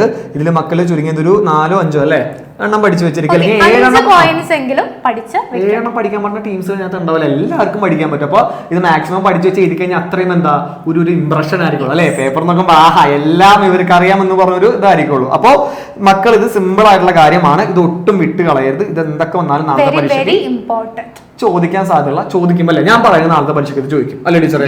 ചോദിക്കും. ഓക്കെ, അത് എങ്ങാനും ചോദിച്ചു കഴിഞ്ഞാൽ വൈശാം സാർ എനിക്ക് ബിരിയാണി മേടിച്ചു തരും. ഓക്കെ അല്ലേ സാറേ? അതെ. ഇത് ജസ്റ്റ് ഒന്ന് മലയാളം വായിച്ചു പോയേക്കാം. പ്രധാനമന്ത്രിയെയും മന്ത്രിമാരെയും നിയമിക്കൽ, സുപ്രീം കോടതിയിലും ഹൈക്കോടതിയിലെയും ചീഫ് ജസ്റ്റിസിനെയും മറ്റു ജഡ്ജിമാരെയും നിയമിക്കൽ, അതേപോലെ സർവ്വ സൈന്യാധിപനായി പ്രവർത്തിക്കൽ, രാജ്യസഭയിലേക്ക് 12 അംഗങ്ങളെയും ലോകസഭയിലേക്ക് 2 അംഗങ്ങളെയും നാമനിർദ്ദേശം ചെയ്യുന്നു. ടീച്ചർ നേരത്തെ പറഞ്ഞ കാര്യമാണ്. പാർലമെന്റ് പാസാക്കിയ ബില്ലുകൾ അംഗീകാരം നൽകുന്നു. ആവശ്യമായി വന്നാൽ രാജ്യത്ത് അടിയന്തരാവസ്ഥ പ്രഖ്യാപിക്കുന്നു അല്ലെങ്കിൽ പ്രഖ്യാപിക്കൽ, ദയാഹർജിയിൽ തീർപ്പ് കൽപ്പിക്കൽ. ഇതൊക്കെ നമ്മൾ നേരത്തെ എക്സ്പ്ലെയിൻ ചെയ്തു പോയ കാര്യമാണ്. ഓക്കെ, ഇനി അടുത്ത ക്വസ്റ്റ്യൻ. ഓക്കെ ടീച്ചറെ, അടുത്ത ഒരു 2 മാർക്കിന്റെ ക്വസ്റ്റ്യൻ ആണ്. ടീച്ചർ വായിച്ചോളൂ. Very short note on supreme court of India. സുപ്രീം കോടതിയെ കുറിച്ച് ഒരു ലഘുകുറിപ്പ് എഴുതുക. Okay, it is an apex court in India. It consists of a chief justice and the judges appointed by the president. At present, the Supreme Court has a chief justice and 30 judges. അതായത് എന്താ, രാജ്യത്തിന്റെ പരമോന്നത കോടതിയാണ് ഏത് കോടതി? Supreme കോടതി. ഏറ്റവും ടോപ്പിലുള്ള കോടതിയാണ്. അതേപോലെ എന്താ, ഈ ചീഫ് ജസ്റ്റിസും മറ്റ് ജഡ്ജിമാരും അടങ്ങുന്നതാണ് നമ്മുടെ സുപ്രീം കോടതി. അത് കൺസിസ്റ്റ് ഓഫ് ആരൊക്കെയാണ്? നമ്മുടെ ചീഫ് ജസ്റ്റിസും അതേപോലെ തന്നെ മറ്റ് ജഡ്ജസും ഉണ്ട്. പിന്നെ നിലവിൽ ചീഫ് ജസ്റ്റിസും 30 ജഡ്ജിമാരുമാണ് സുപ്രീം കോടതിയിൽ ഉള്ളത്. രാഷ്ട്രപതിയാണ് ആരെ നിയമിക്കുന്നത്? നിയമിക്കുന്നത്? ജഡ്ജിമാരെ നിയമിക്കുന്നത്. സിമ്പിൾ ആയിട്ടുള്ള കാര്യമാണ്. ഇപ്പൊ നമ്മൾ 30 ജഡ്ജസ് ആണുള്ളത്. 30 ഇത് കീ പോയിന്റ് ആണ്. 30 ജഡ്ജസ് ആണ്. നമ്മളിപ്പോ ഒരു സിനിമയിലൊക്കെ കാണൂലേ, വേണ്ടി പറഞ്ഞാൽ സുപ്രീം കോടതി വരെ പോകുമ്പോഴാന്നൊക്കെ പറയൂല. അതായത് സുപ്രീം കോടതിയാണ് ഏറ്റവും പവർഫുൾ ആയിട്ടുള്ള കോടതിയാണ് നമ്മുടെ സുപ്രീം കോടതി. ഇനി 15ാമത്തെ ചോദ്യം ടീച്ചർ വായിച്ചോളൂ. What are the cases considered by Supreme Court? Supreme കോടതി പരിഗണിക്കുന്ന കേസുകൾ എന്തെല്ലാമാണ്? ഇതും വളരെ ഇമ്പോർട്ടന്റ് ആയിട്ടുള്ള ഒരു ഞാൻ ഒരു സ്റ്റാർ ഇടുന്നുണ്ട്, ഒരു VVIMP ഇടുന്നുണ്ട്. ഇതും ഇമ്പോർട്ടന്റ് ആണ്. ടീച്ചറെ പറഞ്ഞോളൂ. Cases relating to violating the fundamental rights, മൗലിക അവകാശങ്ങളുടെ ലംഘനവുമായി ബന്ധപ്പെട്ടിട്ടുള്ള കേസുകൾ. Cases that arise between the state government and central government, കേന്ദ്ര ഗവൺമെന്റ് സംസ്ഥാന ഗവൺമെന്റ് അവർക്കിടയിൽ ഉണ്ടാകുന്ന തർക്കങ്ങൾ. Disputes between the state government, സംസ്ഥാന ഗവൺമെന്റുകൾക്കിടയിൽ ഉണ്ടാകുന്ന തർക്കങ്ങൾ. അതുപോലെ തന്നെ cases that require interpretation of constitutional provisions, ഭരണഘടനാ വകുപ്പുകളുടെ വ്യാഖ്യാനം ആവശ്യമായിട്ടുള്ള കേസുകൾ. അതുപോലെ അപ്പീൽ കേസസ് ഫ്രം ഹൈക്കോടതി, സംസ്ഥാന ഈ ഒരു സംസ്ഥാന ഹൈക്കോടതിയിൽ നിന്നുള്ള അപ്പീൽ കേസ് ഏറ്റവും താഴെയുള്ള കോടതികളിൽ നിന്ന് എവിടെ വരെയും പോകും? സുപ്രീം കോർട്ട് വരെയും പോകും. അതാണ് അപ്പീൽ കേസസ് കൺസിഡർ. എന്തെങ്കിലും കേസസ് ഒക്കെ ഹൈക്കോടതിയിലൊക്കെ പറ്റിയില്ലെങ്കിൽ എങ്ങനെയൊക്കെ വിടും? നേരെ സുപ്രീം കോടതിയിലേക്ക്. ഒരുപാട് എക്സാമ്പിൾസ് സിനിമയിലായാലും നമ്മളിപ്പോ പത്രങ്ങളായാലും വായിച്ചറിയാറുണ്ട്. ഇത് ഇമ്പോർട്ടന്റ് ആണ് മക്കളെ, മസ്റ്റ് ആയിട്ടും പഠിച്ചിരിക്കണം. ഇപ്പൊ സുപ്രീം കോടതിയുടെ കേസസ് എന്ന് പറഞ്ഞ് ചോദിക്കാം, ഫംഗ്ഷൻസ് എന്ന് പറഞ്ഞു വേണമെങ്കിലും ഇത് ചോദിക്കാൻ സാധ്യതയുണ്ട്. ഇത് മലയാളം ജസ്റ്റ് ഒന്ന് ജൂറിസ്ഡിക്ഷൻസ് ജസ്റ്റ് ഒന്ന് നമുക്ക് ഇതിന്റെ മലയാളം ഒന്ന് വായിച്ചു പോവാം. മൗലിക അവകാശങ്ങളുടെ ലംഘനവുമായി ബന്ധപ്പെട്ട കേസുകൾ, അതേപോലെ കേന്ദ്ര ഗവൺമെന്റ് സംസ്ഥാന ഗവൺമെന്റും തമ്മിലുണ്ടാകുന്ന തർക്കങ്ങൾ, സംസ്ഥാന ഗവൺമെന്റുകൾ തമ്മിലുണ്ടാകുന്ന തർക്കങ്ങൾ, ഭരണഘടനാ വകുപ്പുകളുടെ വ്യാഖ്യാനം ആവശ്യമായ കേസുകൾ, സംസ്ഥാന ഹൈക്കോടതികളിൽ നിന്നുള്ള അപ്പീൽ കേസുകൾ. ഓക്കെ, ഇത് വെരി വെരി സിമ്പിൾ ആണ്. നമ്മളിപ്പോ പറഞ്ഞതാണ്. ഇത് ഒരു കാര്യം ടീച്ചർ, ഈ ചാപ്റ്ററിൽ ആൻസേഴ്സ് ഒക്കെ സിമ്പിൾ ആണ്, പക്ഷേ പവർഫുൾ ആണ്. നമ്മൾ നേരത്തെ പറഞ്ഞുകൊണ്ട് അല്ലെ? യെസ്. അപ്പൊ എല്ലാവരും ഇത് പഠിക്കുക. ഇനി who is vice president? What are the functions of vice president? ആരാണ് ഉപരാഷ്ട്രപതി? ഉപരാഷ്ട്രപതിയുടെ ചുമതലകൾ എന്തെല്ലാം എന്നാണ് അടുത്ത ക്വസ്റ്റ്യൻ. ഇത് എനിക്ക് തോന്നുന്നു ഓൾമോസ്റ്റ് നമ്മൾ ഏറ്റവും അവസാനത്തിലേക്ക് വന്നുകൊണ്ടിരിക്കുകയാണ്. അതായത് besides the president India has a vice president as well. അതായത് നമ്മൾ പ്രസിഡന്റ് കൂടാതെ ഒരു വൈസ് പ്രസിഡന്റും ഉണ്ട്. അതേപോലെ the vice president is also elected by the electoral college. അതായത് നമ്മൾ നേരത്തെ പറഞ്ഞില്ല ഒരു ഇലക്ടറൽ കോളേജിന്റെ കാര്യം. ആ ഇലക്ടറൽ കോളേജിലുള്ള ആളുകൾ തന്നെയാണ് ഇവിടെയും ഉള്ളത്. നമുക്ക് പ്രസിഡന്റിന് 5 വർഷമാണ് കാലാവധി. അതേപോലെ തന്നെ വൈസ് പ്രസിഡന്റും എത്രയാണ് കാലാവധി? 5 വർഷം തന്നെയാണ് കാലാവധി. പിന്നെ അതേപോലെ 2 ഫംഗ്ഷൻസ്, കുഞ്ഞി ഫംഗ്ഷൻസ് എന്തൊക്കെയാ? പെർഫോംസ്. എന്തൊക്കെയാണ് പെർഫോം ചെയ്യുന്നത്? The functions of the president in his absent. അതായത് ടീച്ചറെ, ഇപ്പൊ ഞാൻ പ്രസിഡന്റ് ആണെന്ന് വിചാരിച്ചു, ടീച്ചർ വൈസ് പ്രസിഡന്റ്. അപ്പൊ ഞാൻ ഇല്ലാത്ത സമയത്ത് ടീച്ചർ ആയിരിക്കും അവിടെ ഹീറോ അല്ലെ? അതായത് ഇപ്പൊ ടീച്ചർ പ്രസിഡന്റ് ആണെങ്കിൽ ഞാൻ എങ്ങനെയായാലും എടുത്തു കഴിഞ്ഞാൽ ഇപ്പൊ ടീച്ചർ ഇല്ലാത്ത സാഹചര്യങ്ങളിൽ വൈസ് പ്രസിഡന്റ് എന്ത് ചെയ്യുന്നു? പ്രസിഡന്റിന്റെ ഡ്യൂട്ടീസ് നിർവഹിക്കുന്നു. ഞാൻ പ്രസിഡന്റ് ആയാലും ടീച്ചർ പ്രസിഡന്റ് ആയാലും അങ്ങോട്ടും ഇങ്ങോട്ടും. അതായത് ഇപ്പൊ ഞാൻ വൈസ് പ്രസിഡന്റ്, ടീച്ചർ പ്രസിഡന്റ് ആണെങ്കിൽ ഇപ്പൊ ടീച്ചർ ഇല്ലാത്ത സമയത്ത് ഞാനായിരിക്കും ആ കാര്യങ്ങളൊക്കെ നോക്കുക. 6 മാസത്തേക്ക് മാത്രം. ഓക്കെ. ഇനി presides over the sessions of Rajya Sabha. അതായത് രാജ്യസഭയിൽ രാജ്യങ്ങളൊക്കെ, അതായത് രാജ്യസഭയുടെ സ്പീക്കർ എന്നറിയപ്പെടുന്നത് ആരാണ്? നമ്മുടെ വൈസ് പ്രസിഡന്റ് ആണ്. അപ്പൊ ഈ കീ പോയിന്റ്സ് ഒക്കെ ഓർക്കുക. ഇത് 2 മാർക്കിന് ചിലപ്പോൾ ചോദിക്കും. കഴിഞ്ഞ പ്രാവശ്യം ചോദിച്ച് കണ്ടിട്ടുള്ള കാര്യം, കഴിഞ്ഞ പ്രാവശ്യം പകുതി വരെ നമുക്ക് ഉണ്ടായിരുന്നുള്ളൂ ടോപ്പിക്. ഇപ്രാവശ്യം മുഴുവനുണ്ട്. അപ്പൊ മക്കൾ ഈ കാര്യങ്ങളൊക്കെ വിടാതെ പഠിക്കുക. ഇനി അതിന്റെ മലയാളമാണ്. അപ്പൊ ജസ്റ്റ് എല്ലാവരും ഒന്ന് വായിച്ചു നോക്കിയാൽ നമ്മൾ പറഞ്ഞ കാര്യങ്ങളൊക്കെ തന്നെയാണ്. ഇനി ഇതിനോടൊപ്പം നോക്കേണ്ട ഒരു കാര്യമുണ്ട്. നമ്മൾ ഈ ഹൈക്കോർട്ടിന്റെ കാര്യം, അതേപോലെ തന്നെ നമ്മുടെ ഈ കൗൺസിൽ ഓഫ് മിനിസ്റ്റേഴ്സ്, അത് ടെക്സ്റ്റ് ബുക്കിലുണ്ട്. അപ്പൊ എല്ലാവരും അതും കൂടി ഒന്ന് വായിച്ചു നോക്കിയേക്കാം. ഇപ്പോൾ നാളെ ഇത്രയും ഭാഗങ്ങളിൽ നിന്നാണ് ക്വസ്റ്റ്യൻസ് വരാൻ സാധ്യത എന്നാണ് ഞങ്ങളുടെ നിഗമനം അല്ലെ ടീച്ചറെ? യെസ്. ഏറ്റവും അവസാനമായിട്ട് നമ്മൾ ഒരു സ്ട്രക്ചറിൽ അല്ലെ, നമ്മുടെ ജുഡീഷ്യറിയുടെ ഒരു സ്ട്രക്ചർ ആണ് ഇവിടെ കൊടുത്തിരിക്കുന്നത്. അതായത് നീതിന്യായം, അതായത് നമ്മുടെ കോടതികൾ അല്ലെ, അതിന്റെ ഒരു തട്ട് പോലെ നമ്മൾ കൊടുത്തിട്ടുണ്ട്. ടീച്ചറെ ഒന്ന് വായിച്ചാലോ? ടീച്ചർ വായിക്കൂ. Supreme court, the apex court in jurisdiction all over India. അതുപോലെ തന്നെ ഹൈക്കോർട്ട് ഉണ്ട്. ഹൈക്കോർട്ട് എന്താണെന്നാണ് പറയുന്നത്? Here the cases that arise in States. District Court, here the cases in the district, and sub-court, municipal court and magistrate courts. Here the cases in taluk and the taluk level cases ഒക്കെ deal ചെയ്യുന്ന കോർട്ടാണ്. വളരെ simple ആണ്. നേരത്തെ പറഞ്ഞോട്ട് ഏറ്റവും ടോപ്പിൽ ആരാണ്? നമ്മുടെ supreme കോടതി വരും. തൊട്ട് താഴെ ആര് വരും? ഹൈക്കോടതി വരും. പിന്നെ ജില്ലാ കോടതി വരും. ഏറ്റവും അവസാനം നമ്മുടെ സബ് കോടതി. ഇപ്പൊ പറവൂർ സബ് കോടതി എല്ലാവർക്കും അറിയാലോ. അപ്പോൾ അങ്ങനെ കീഴിലായിട്ട് വരും. ഓക്കെ. അപ്പോൾ എല്ലാവരും ഒരു കാര്യം ഓർത്ത് വെച്ചിരിക്കുക. അതായത് ഈ 3 സ്ഥലത്തും പറ്റാത്ത കാര്യങ്ങളാണ് എങ്ങടേക്ക് പോണേ? നമ്മുടെ സുപ്രീം കോടതിയിലേക്ക് പോകുന്നത്. അപ്പൊ ഇത്രയും ഉള്ളൂ നമ്മുടെ ഈ ഇനി നാലാമത്തെ കോർട്ടിലെ ചാപ്റ്റർ. സെക്ഷൻസ് പഠിക്കുമ്പോൾ ഈ ഒരു ഡയഗ്രാം ആദ്യം പഠിക്കാം, എന്നിട്ട് ഓരോന്നും ഓക്കെ, നോക്കാം. അപ്പൊ നാലാമത്തെ ചാപ്റ്റർ നമ്മൾ ഇവിടെ ഫിനിഷ് ആക്കിയിരിക്കുകയാണ്. നമ്മുടെ കഴിഞ്ഞ ഏകദേശം പരിപാടി. അപ്പൊ ടീച്ചറെ ഇനി നമുക്ക് അവസാന ആ ഒരു കർമ്മത്തിലേക്ക് കിടക്കാം. അതായത് അവിടെ ആയുധം വെച്ചു. അപ്പൊ നമ്മുടെ എല്ലാ ചാപ്റ്ററും ഡിസ്കസ് ചെയ്തു. ഈ വീഡിയോ കണ്ടു കഴിഞ്ഞാൽ ഇവർക്ക് എനിക്ക് ഉറപ്പാണ് നല്ല രീതിയിൽ തന്നെ A+ലേക്ക് ഇവർക്ക് വരാൻ പറ്റും. അപ്പോ എത്രയില മാർക്ക് ടീച്ചറെ? 40-40 ഓക്കെ, 40 ഇവർക്ക് നല്ലൊരു 40 50 ഓക്കെ. അപ്പൊ നല്ല രീതിയിൽ നമുക്ക് എന്താ മാർക്കിലേക്ക് എത്താൻ പറ്റും ഈ വീഡിയോ കണ്ടു കഴിഞ്ഞാൽ. കാരണം ഇമ്പോർട്ടന്റ് ക്വസ്റ്റ്യൻസ് ആണ് നമ്മൾ ഉൾപ്പെടുത്തിയിരിക്കുന്നത്. അപ്പൊ ടീച്ചറെ അപ്പൊ എല്ലാ മക്കൾക്കും നമുക്ക് എന്ത് പറയാം? All the best. അപ്പോ 1 2 3 പറയാം. നമുക്ക് ഒരുമിച്ച് പവറിൽ ഓൾ ദ ബെസ്റ്റ് കൊടുക്കാം. Okay, ready? 1 2 3 start. All the best. Okay, എല്ലാ മക്കളും സൂപ്പർ ആയിട്ട് പരീക്ഷ എഴുതാം.